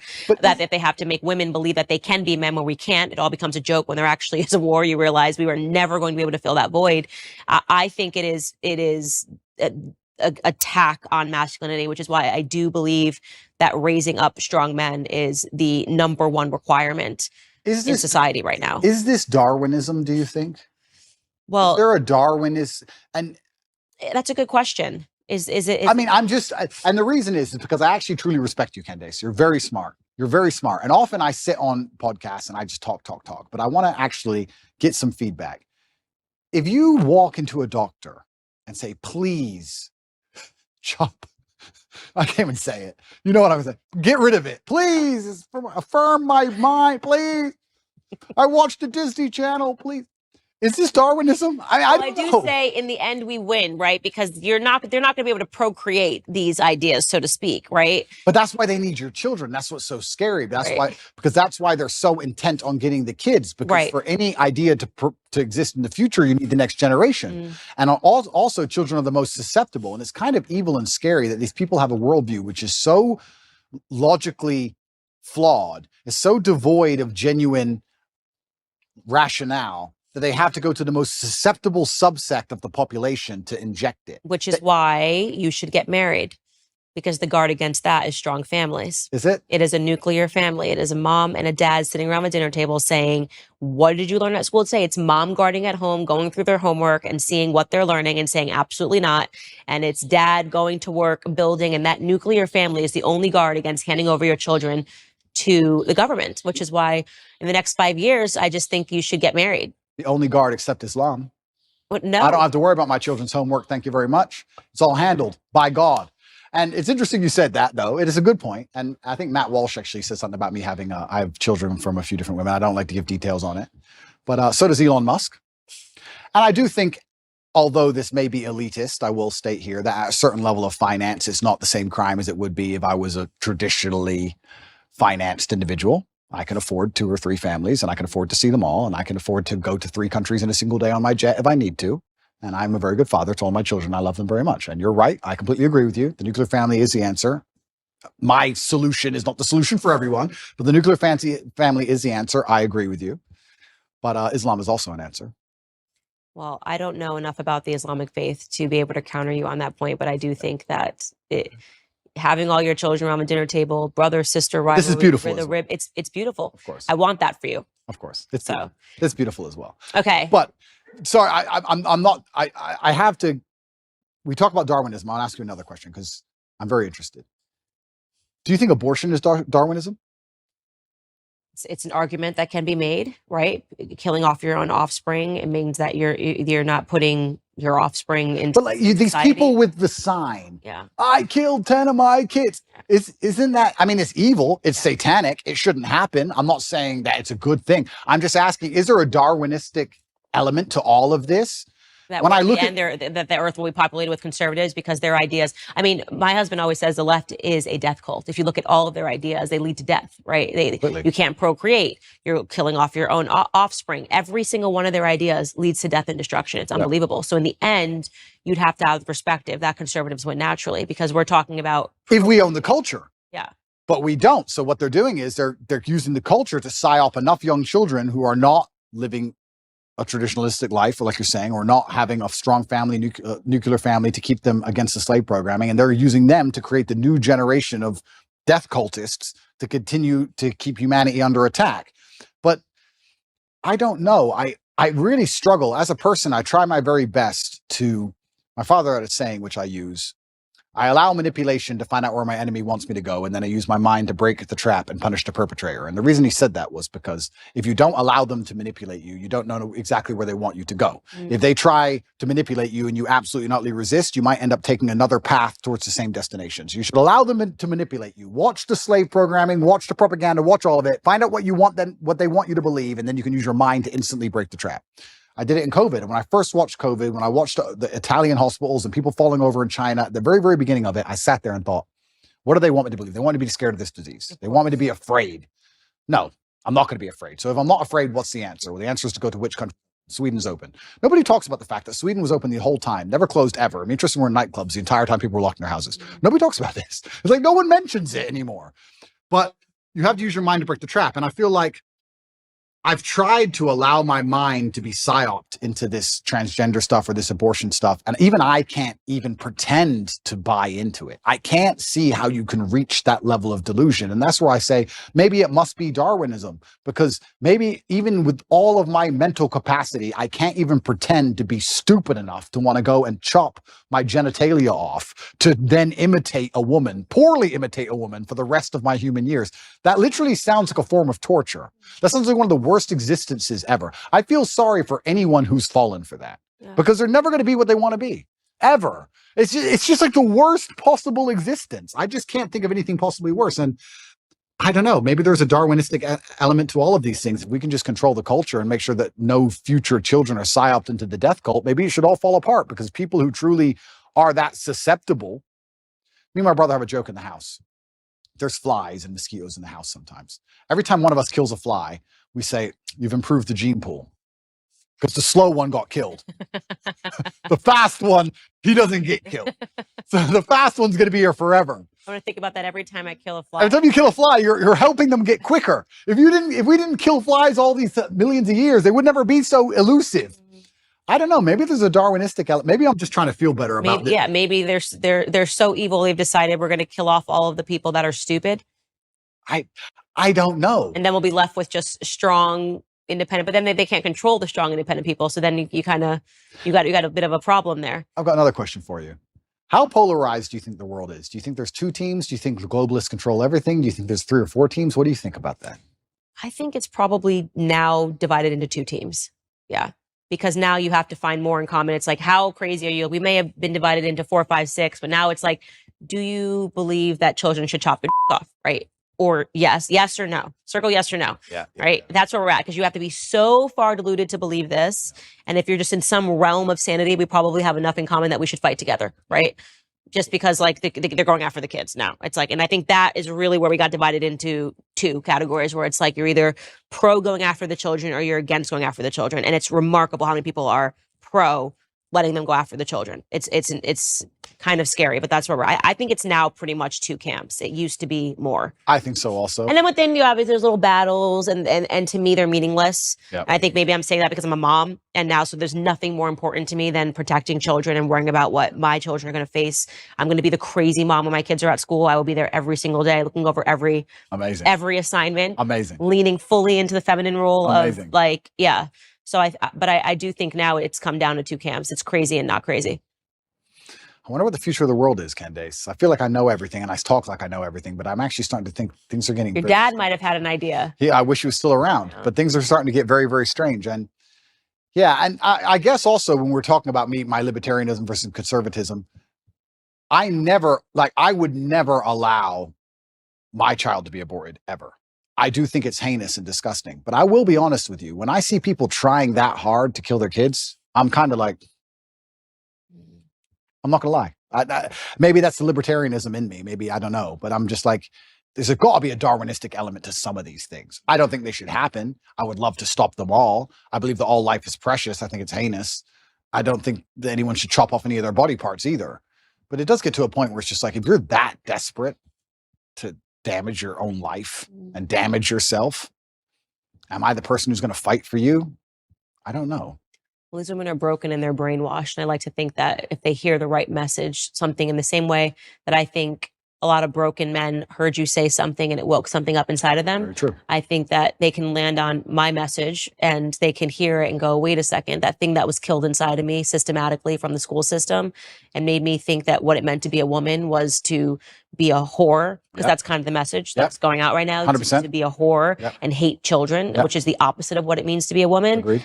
Then when they hear something and I talk about how aspirational family is and something is, or how much I love being a mother, and then I think inside of them, something spiritual happens where they go, wait a second, I think that's actually what I am. Yep. I've been conditioned to believe I'm this, but actually this is what I am.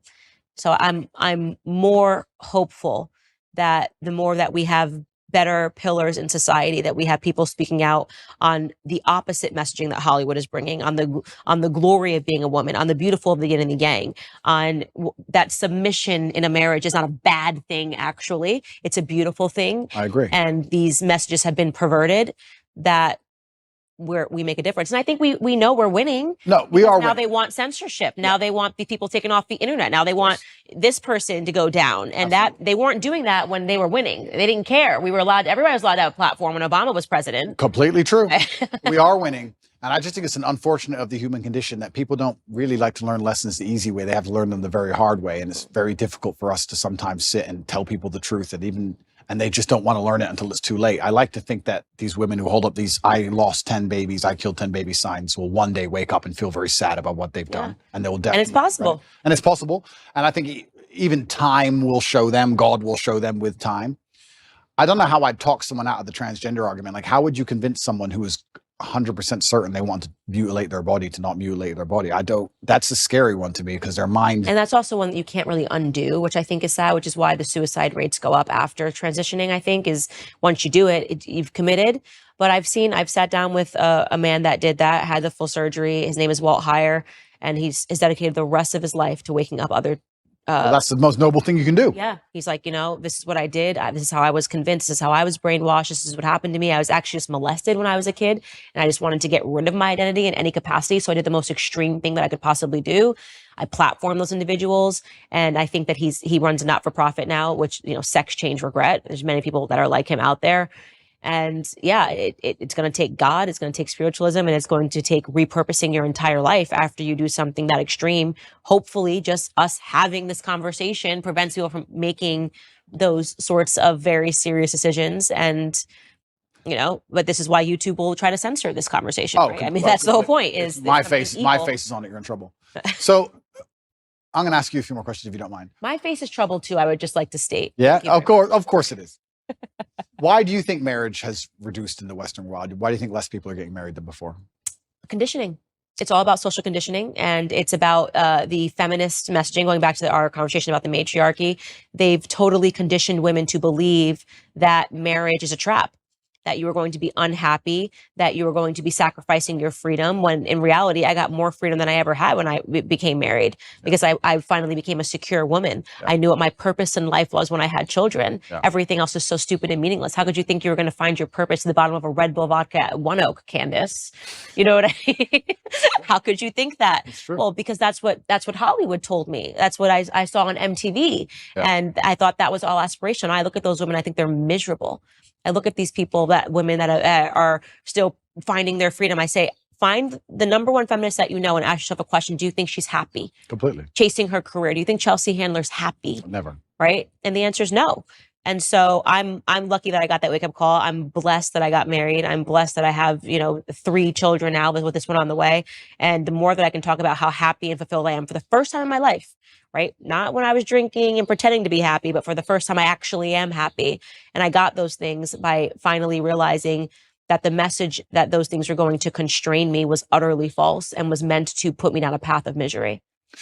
Why do you think men are not getting married? That's women. Do you think men have something to do with it as well? Same thing. I think, well, first and foremost, and I speak out on this, women are not desirable right now. Everyone's a Kim Kardashian clone. I asked you earlier, what don't men want? And you said promiscuity. Well, that seems about the only thing that's being offered right now. When I open my Instagram and I've got butt cheeks and I'm going, people are like, I don't understand why no one wants to, this woman's been married 4 times. I'm like, well, I can understand it, because even if men think they want it in the short term, when you see a girl, she's half naked, she looks good. Yeah, sure. You probably do want to have sex with her. I bet you're wired that way. You're hardwired wired that way. Yeah. But then what happens after you have sex with her and you realize that so did 20 other dudes 100%. in the same week, you don't want her. You nailed it. You Yeah. absolutely not only nailed it. And this is where we're in such a difficult, it's a race to the bottom between the two genders, right? Yeah. As the women act worse, the men act worse by extension. Yeah. Because if you're going to be moral in an immoral world, you're going to end up wrecked. Right. So it's getting harder and harder. So we have to kind of like fix one of the genders first. Women aren't desirable right now as in the Western hemisphere as a whole. And of course, Finding a wife is hard. Finding a wife is hard. And it's because women are literally being conditioned to behave like sluts. Completely. And they're also being conditioned to leave the man as soon as things get difficult. There's a lot of programming in this I don't think even many people pick up on, but women are conditioned to act a certain way before marriage, but also during marriage, men and women are conditioned differently. If you have a man who's been married for 10 or 15 years, and let's say he doesn't sleep with his woman anymore, and he goes on TV and says, me and my woman have been married for 15 years. We no longer have sex. I'm not satisfied. I should leave. Everyone will say to him, no, you can't leave. You can't leave her just because she won't have sex with you. Are you out of your mind? Are you crazy? Stick by your woman. She has an emotional problem, etc. If you had a woman who said, I've been married for 15 years, I've been with him, I'm not attracted anymore, I don't have sex with him anymore. You deserve freedom. You can go get someone else. Why are you putting up with this? His feelings aren't your responsibility. So it's actually very interesting. Also, the psyop happens post-marriage. Women are also attacked post-marriage to not try, not stick around, not worry about their husband's needs. Speaking to your point, one thing I speak to the young women that follow me about is making an effort after you get married. This idea, I was reading this ridiculous column, Ask Jane, where a guy was writing in earnest saying, I love my wife. She's a wonderful mother to our children. We've been married. She had one child. Two years later, she gained 50 pounds and hasn't lost it. Yeah. And Jane wrote back to him and yelled at him for saying, he's like, I'm not attracted to her anymore. I don't want to. Just yelled at him for even saying this. And I'm going, no, why are you yelling at him for being honest? The idea that marriage is a finish line is problematic. Yep. That, oh, well, I got the guy, I pretended that I like to work out and go to the gym. And now that I've got him, I'm going to gain 200 pounds and he's just stuck with me. Yep. That is a poisonous mentality. You should make an effort for your husband. That's part of marriage is caring about each other, caring about each other's health. Health is wealth. So that is toxicity to say to a woman, to say to a man, well, you just have to like her anyways. If she's 300 pounds and doesn't care anymore and sits on the couch all day, that's not what marriage is really about. Completely agree. And I think everything in life is rented. I don't think anything is ever owned. I think that your health is rented and you have to pay the rent every day. And your marriage is rented and you have to work on your marriage every day. And your business is rented and everything you have is rented. I think the idea that even owning anything or anything as a finish line is wrong. Right. You don't just start a company and go, okay, I'm rich now. No, you got to work on that company every day. It's rented. You don't just get in shape and go, I'm in shape now. It's done. No, absolutely everything's the same. And a relationship is exactly the same. And I completely agree with you. I think that the breakdown of the nuclear family and the breakdown of marriage in the West is actually one of the ills and one of the big problems with it. I am not married myself, so I'm not being completely, I don't want to come across as hypocritical, but I do think that is actually a fast way to a degree to solve a lot of problems in society. I do think, though, in the current setup of society, I think the reason a lot of men are also rejecting marriage is, one, because there's not many wives to find, but two, I think a lot of men find themselves very unhappy in marriage because the women have no interest at all in satisfying them, like you said, or no interest at all in their needs. And they end up scared of divorcing her because they're going to be bankrupt in a marriage where they don't feel respected. Kids don't listen to them and they're not the king of their own household. So what would be the attraction in getting married unless you're going to be the king of your own household? And that can be extrapolated and discussed in two different ways. One about feminine submissiveness, but also about masculine accountability and excellence. Because I think if you're truly an excellent man, you can be the king of any household. So It's very interesting. It's kind of interesting how all arguments come back to almost the same base biological things. And you teach women to be good women, you teach men to be good men, and everything kind of works out after that. And if you break those two things, everything built on top of it completely degrades and breaks down.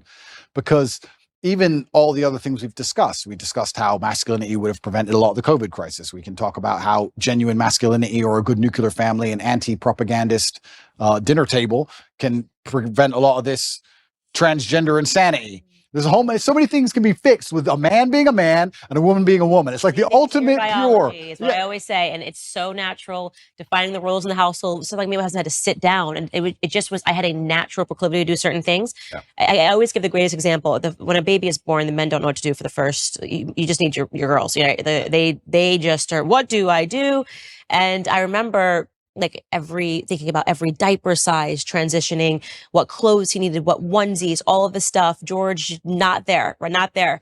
I think Georgie must have been, that's my son's name, Georgie, must have been 2 months old.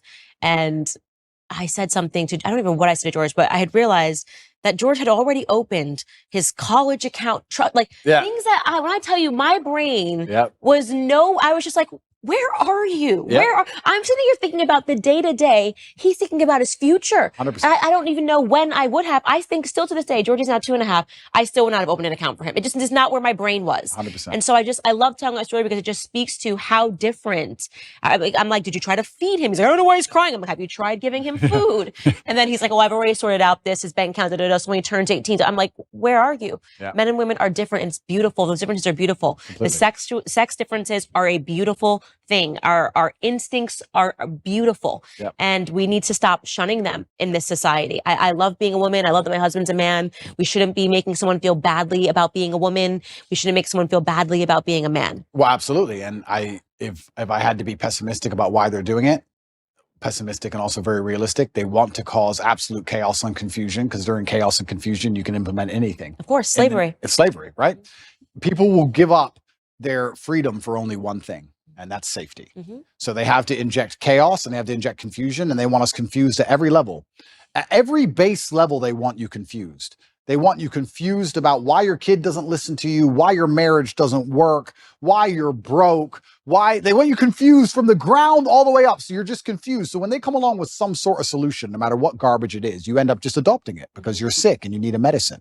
So absolutely, they attack masculinity and femininity because it works so perfectly together.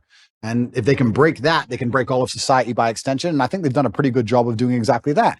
And it's amazing if you look at these ideas we discuss and how ridiculous they are, and how I feel like it's a psyop to even convince me to waste my time convincing people that a man is not a woman. It's done on purpose because they have the world so confused now that they can come at us with absolute garbage, and it needs a discussion. If we had the basis of masculinity and femininity in the household, how much harder would the transgender argument be to implement? Think about it. Well, she's a woman, I'm a man. No. But now they got people thinking we're all the same. It doesn't matter. Gender is not real. All this craziness because of the breakdown of the basics. So this is why perhaps they see you as such a threat, and they see me as such a threat, and they see us as such a threat because we've just stuck to the age-old adages and the age-old ways that people have always been. And I do think that one of the reasons why they dislike me so much is because, yeah, I certainly live a teenage boy's dream. But if you want to inspire the next generation, how else are you going to do it, right? You have to have the fancy car and the big yacht and all these things. And by inspiring these men to stand up and think for themselves and resist the slave mind, it's doing genuine damage to their slave agenda. Genuine damage to their slave agenda. And I think that that's why I especially ended up targeted. I truly believe that's what's happening. I think there is an element of it that it's you've captivated young men, and that is a very important demographic in order to sustain an enslaved population. Is you need to poison men, and I think 100%. that is true. So, in closing, other than the fact that we've agreed that you're going to get married in the next 5 years, Sure. I get 4 wives. It's no problem. no, not 4 wives, just one monogamous relationship. Okay. What does Andrew Tate's life look like in the next 5 years? You've built your audience. You did it with your own grit and determination. There are people following you. I hope that if there's anything I leave you with, it's that in those moments when you are sitting across with someone like Adam 22, you remember that there's the 12-year-old and the 13-year-old boy that is going to be watching you. And I think you did a good job, by the way. I think you said that you didn't like it, and that was important enough. But what does the next 5 years look like for you?